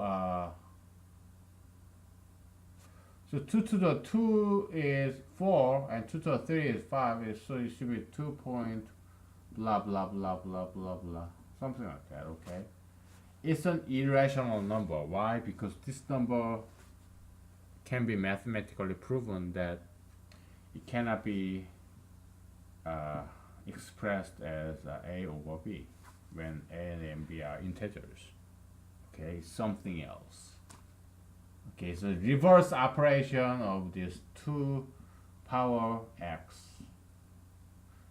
Reverse operation, there are 2 reverse operation of this power. Why? Because 2 power x is not equal to x power 2. They are not equal, they are not commutative. That's why we have 2 reverse operation of this power operation, 2 inverse operations of this, okay?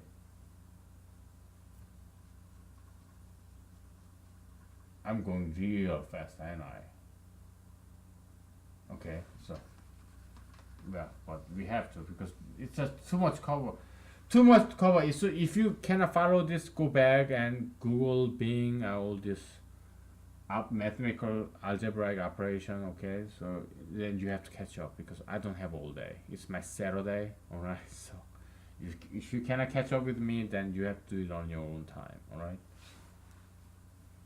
Hey man, I gotta dance and sing at my home, watching all these YouTube videos and martial art movies. Okay, martial arts, dancing, singing, I need to do it on the weekends because during the weekends I'm just too busy, okay? I want to stay in shape too.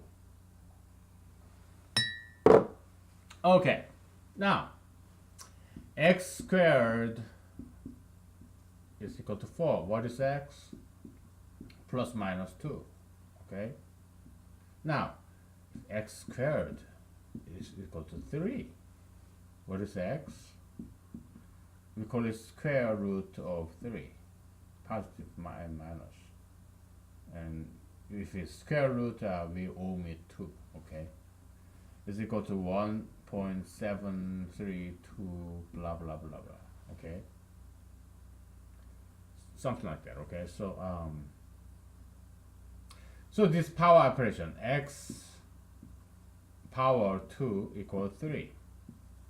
What is x? X is equal to the square root operation 2 square root operation of 3. Okay, and in our previous convention we called it 2 addition, multiplication, and power, right?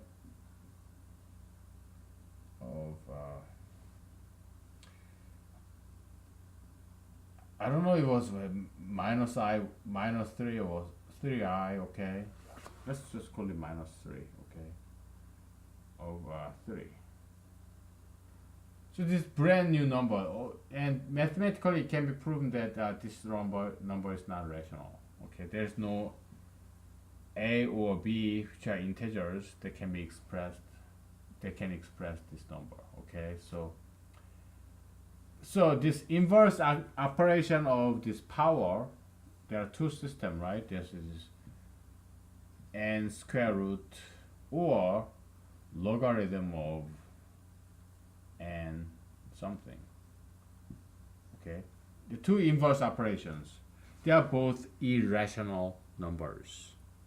They cannot be expressed as the finite a over b or some x point blah blah blah y dot or anything like that. Okay, or x y y z dot blah blah blah dot 3 to 1 3 to 1 3 to 1 repeating itself. No, it cannot. If it repeats itself beyond this decimal point, it can be expressed as this neat, nice, finite fraction of integers. Okay, but these irrational numbers, it can be mathematically proven that they cannot be expressed in this finite form, and we call it irrational numbers. Okay, so that's the two reverse operation of this power operation. Okay, so you can always rewind this videotape back. Okay, that's what's great about this YouTube videos. Okay, it's permanent. You can always rewind. Okay, so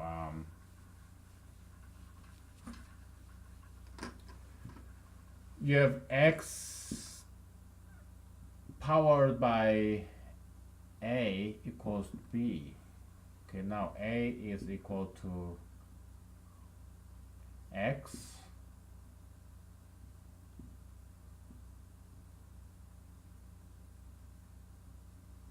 addition, multiplication, and power. Okay, now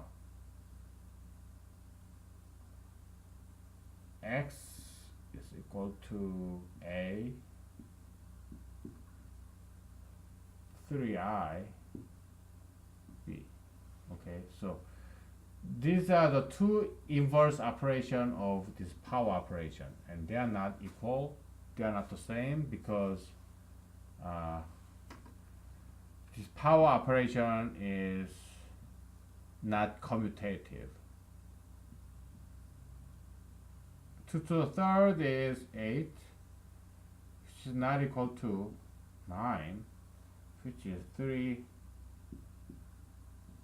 to the power of 2, which is equal to 9. Okay, that's why from here on it bifurcates. Okay, now why do we stop here? All right,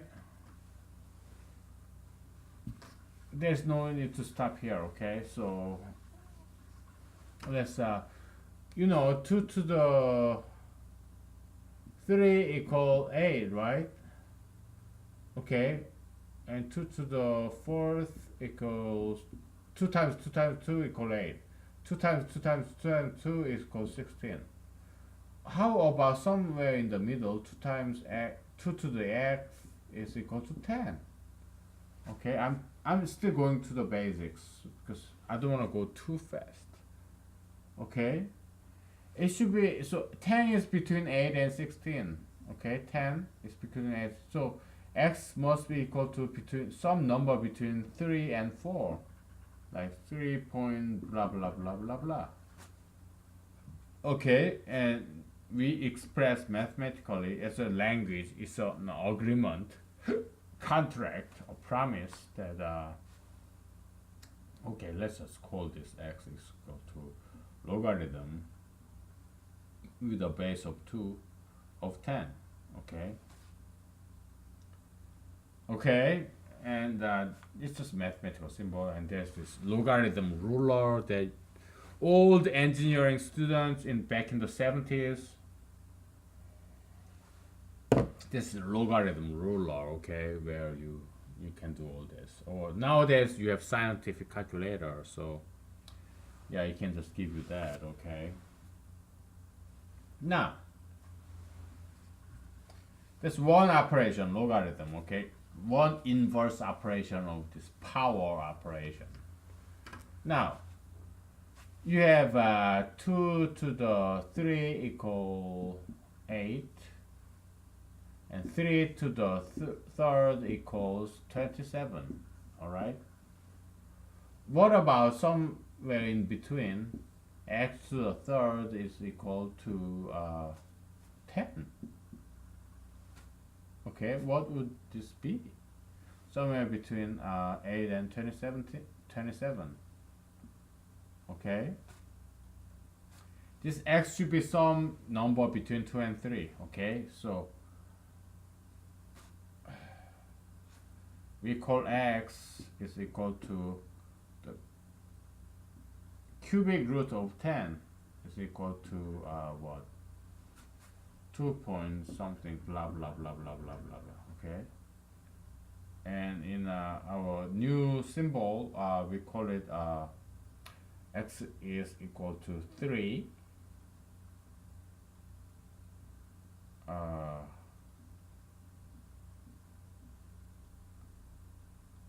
3i 10. Okay, it's just symbols. Why do we need to introduce symbol? Because we are generalizing. Okay, so it's a brand new number, but it's different from logarithm. It's not rational number, it's irrational number. Okay, so the two inverse operation of this logarithm and this some root. Okay, these two inverse operation of this power operation give birth to this new number system, which is irrational number system. But logarithm number and this root number, they're two totally different number system. We just lump them together and call them irrational numbers, but that's oversimplifying. So it's wrong. It's a wrong convention that mathematicians have been doing this for centuries. Two separate, totally different, incompatible number system. Okay, and they're not just. Yeah, it's true that both of them, neither of them, can be expressed as a rational number like a over b, but these two number systems are just totally different.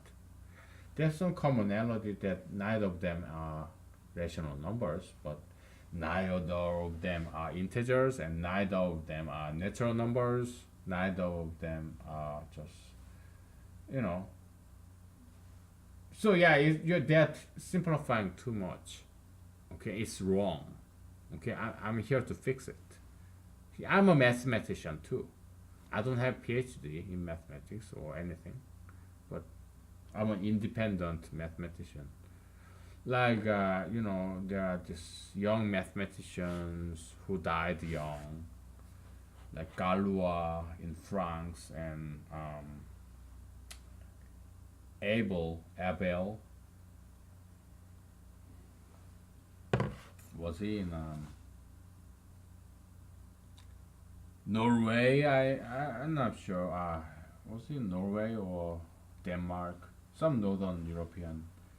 Yeah, the Galois group, Abelian group. Okay, so yeah, there are a lot of mathematicians, brilliant mathematicians who died young, who didn't have any PhD. Okay, but they made some significant footprint in mathematics.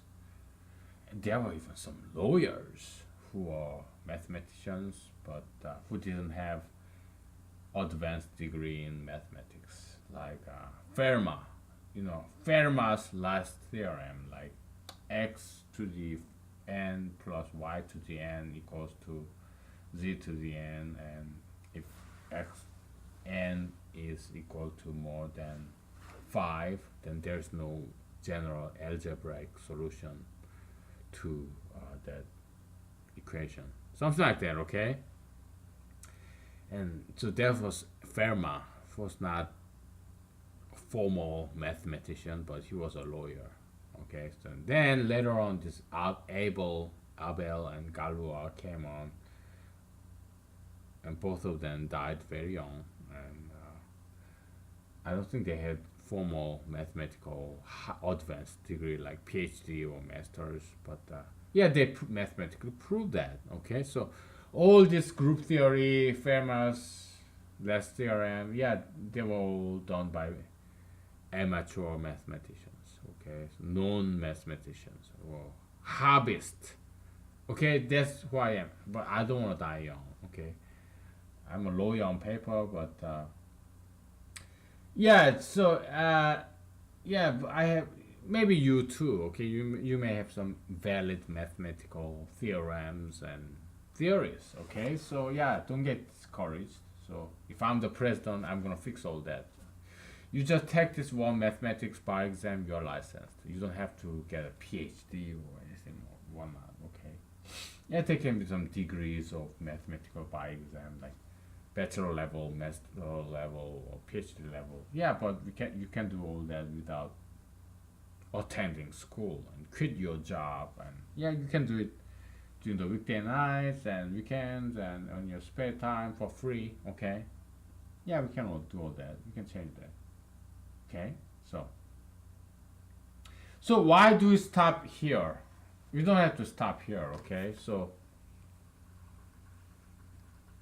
we can keep introducing new number system and new dual, new pair of inverse operations and new pair of inverse operations and new number system that come with it. Okay, so let's say 2 to the 2 to the 2 to the 2 is equal to 2 to the 2 to the 4 is equal to 2 to the what, 16 is equal to what? My goodness.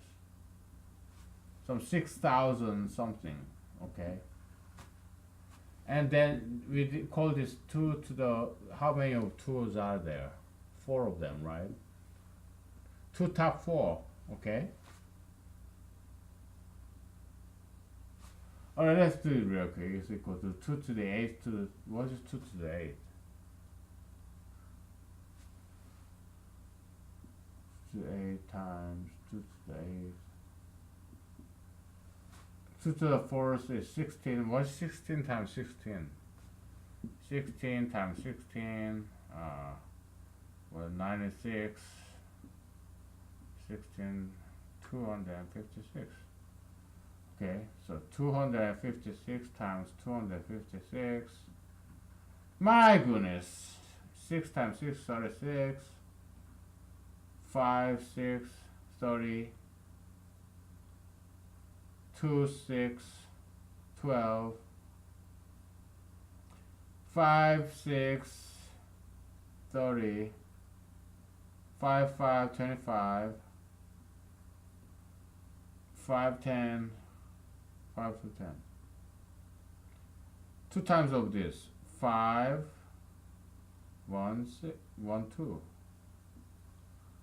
I'm doing multiplication, okay? Oh my goodness. It's been like decades since I did this without calculator. Okay, it's 5, 6.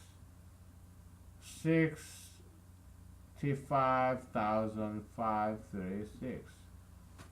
Okay. About 65,000, alright? Okay. Now, we'll do the same thing, okay? Why did I freaking pick the number 4, man? I could have said all the time, man. Stupid, dude. I'm drunk. Let's take a break, okay? We'll continue on this. Oh my goodness. I could have picked freaking 3, man.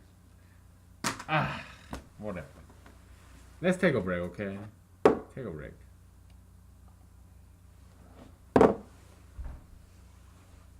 It's so stupid, me, okay? Let's take a break.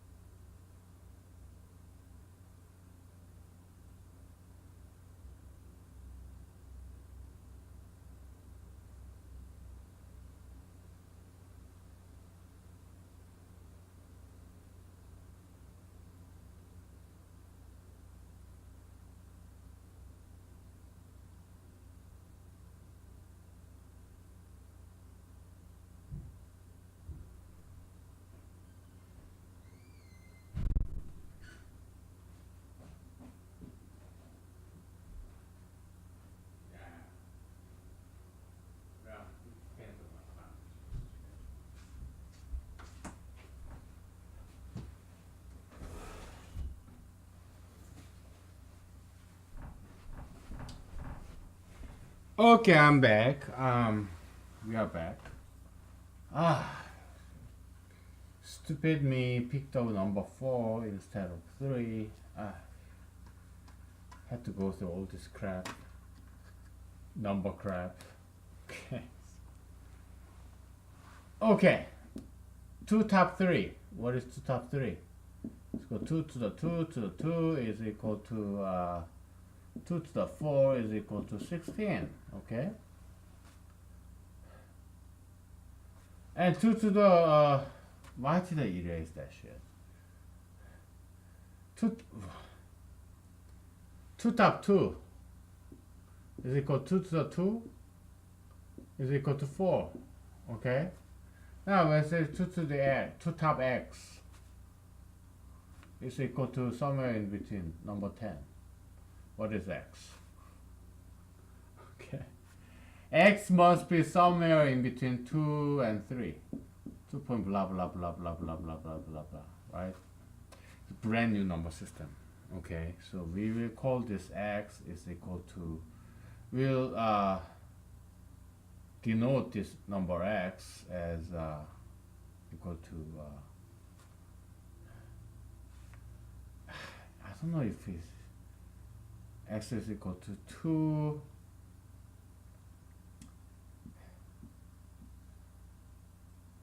So top is fourth dimension, right? It's either 4i or negative I.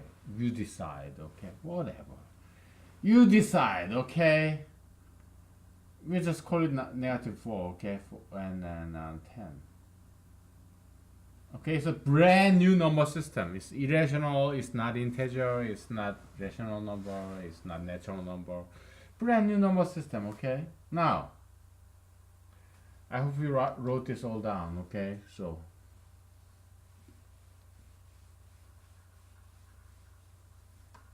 okay. 2 top 3 equals to 2 to the 2 to the 2 is equal to 2 to the 4 equal to 16.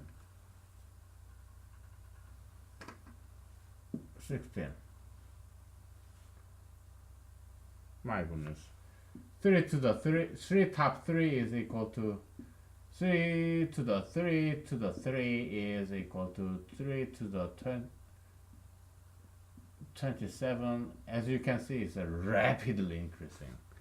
That's how powerful this mathematical generation is. It goes to the infinity level very quick, okay? So yeah, it is important in terms of mathematics. All these professors who ignored me, they made a big mistake. They didn't appreciate how powerful this generalized mathematical operation is. It's a very important concept in mathematics. Some professors appreciated this, okay? It's important. At least in my opinion. My goodness, sweet. Let me borrow some scientific calculator free online. I used to have like several scientific calculations, but I don't have it with me anymore because I moved so many times. So I had to get rid of all my belongings. Okay, so but there are some free scientific calculators on the web. Okay.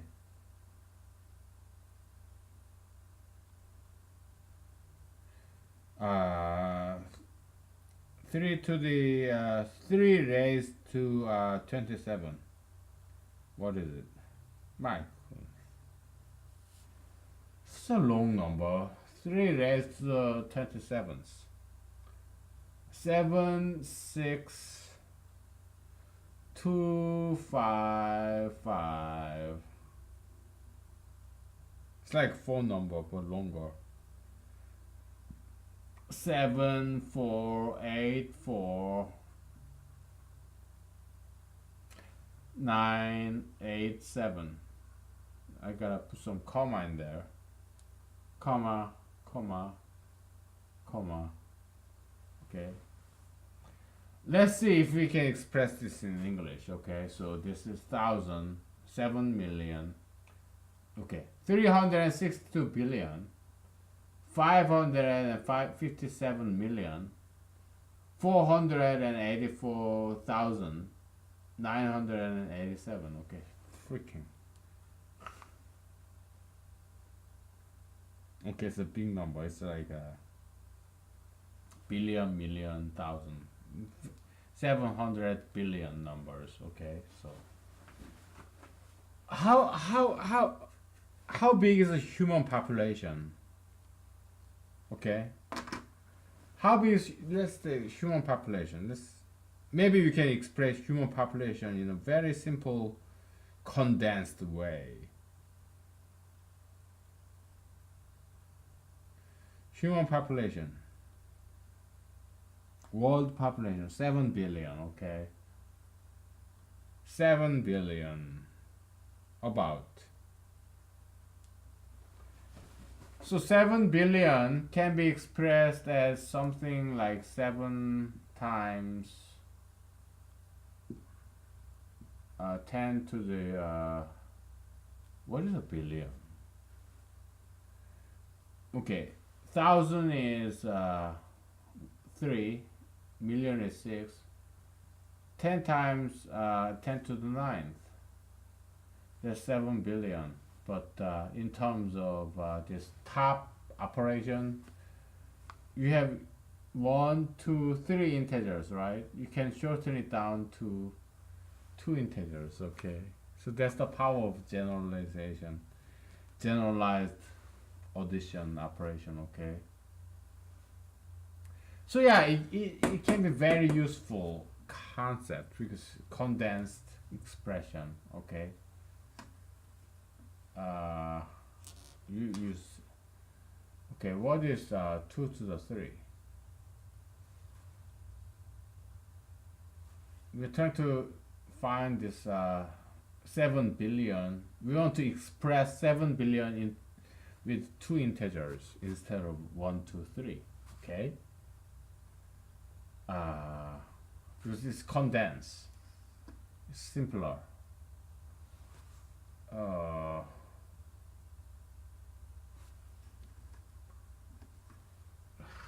I don't want to erase this yet. Okay. Yeah, we don't even have to use the top operation. We can use multiplication. Like, what is 2 to the 9th? Okay, 2 to the 10th is I think it's about 1,000. I think 2 to the 5th, which is 32 times 32 is 1024. I memorized this because I major in computer science. It's all about binary numbers. So 2 to the 10th, we are already using 1, 2, 3 natural number. 2, 1, and 0. Okay, so it only goes as far as 1,000. So it's not good enough for us. We want to express 7 billion with 2 digits. What is a digit? From 0 to 9. Okay, let's see what is 2 to the 9th. 2 top 9. 2 top 9. What is 2 top 9? My goodness, I don't think we need to go that far. Okay, let's do 2 top 5, because once we know what this means, 2 top 5, it can be all computer programmed. I'm a computer programmer. I used to work as a computer programmer, but still I know how to program. So I'm still a computer programmer. I'm proud of being a Korean. Before I became an American citizen, I used to be a dual citizen of Korea and America. So, and before I became a new profession, I used to work as a computer programmer. So I'm proud of my heritage, my background, my past. Okay, I'm not ashamed, but I'm proud of my ancestry, my heritage, my past. Okay, so should you honor your parents. Okay, so let's calculate this, man. Oh my goodness, 2 is equal to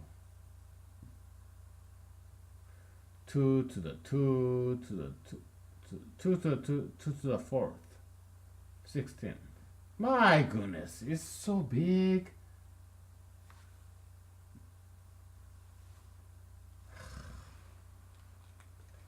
I I can use this scientific calculator, man.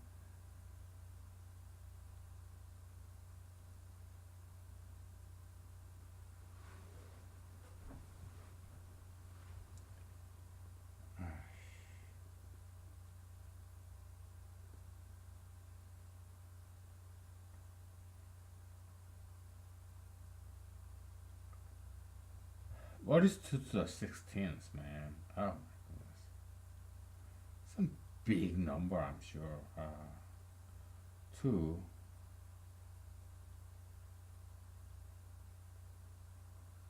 How do you wipe this out? Oh,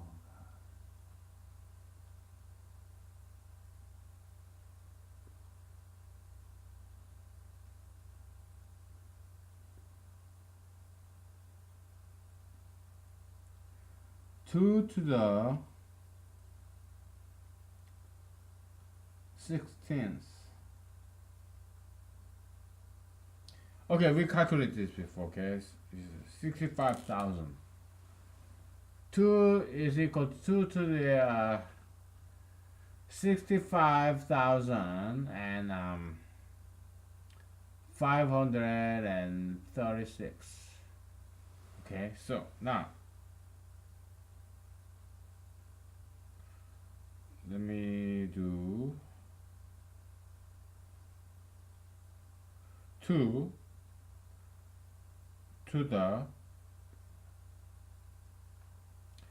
536. Okay, what is it? It says infinity, but I don't think it is infinity. So obviously it's something very big number, more than a billion. Okay, so let's try 2 top 4. Okay, so obviously some number bigger than billion. So okay, 2 top 4 is equal to 2 to the 2 to the 2 to the 2 is equal to 2 to the 2 and 2 to the fourth, which is 16. I think we calculate this already. Okay,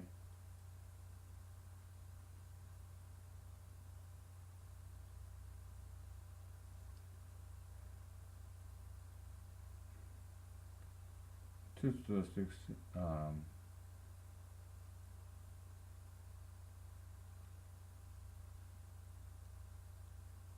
Yeah, it's about 6,000 and 65, over 65,000. Okay. All right.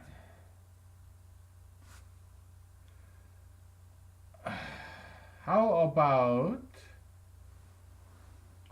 So I want to make this 3 billion into you have 1, 2, 3, 4 digit, right? I want to make it into 2 digit. Okay, that's the goal. I understand it sounds stupid and obsessive and obsessive compulsive whatnot, but I want to find a way so that this 7 billion, the human population, can be expressed in 2 digits instead of 1, 2, 3, 4 digits. Okay, so it could be how about something like 4 top 3, maybe. Let's see what this is. We're gonna look for it, okay? Because We are talking about the future of humanity, okay? This is important because it's something we don't know yet. But for the sake of, on behalf of human generation, because what we want to save some ink, okay? We want to broaden, expand our mind and our limits of knowledge. What is 4 to the 4th? My goodness. 4 times 4 is 16. Well, 16 times 16 is what? 256, right? So, for today, 256. What is it? My goodness, this gigantic number.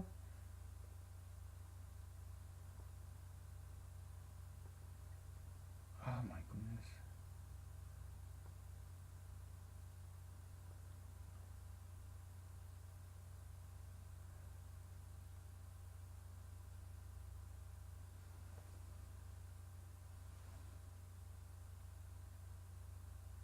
Ah.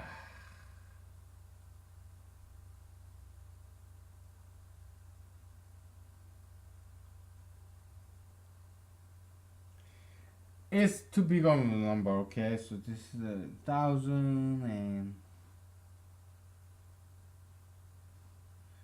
okay. It's a lot bigger than this, okay? There's something I can tell you.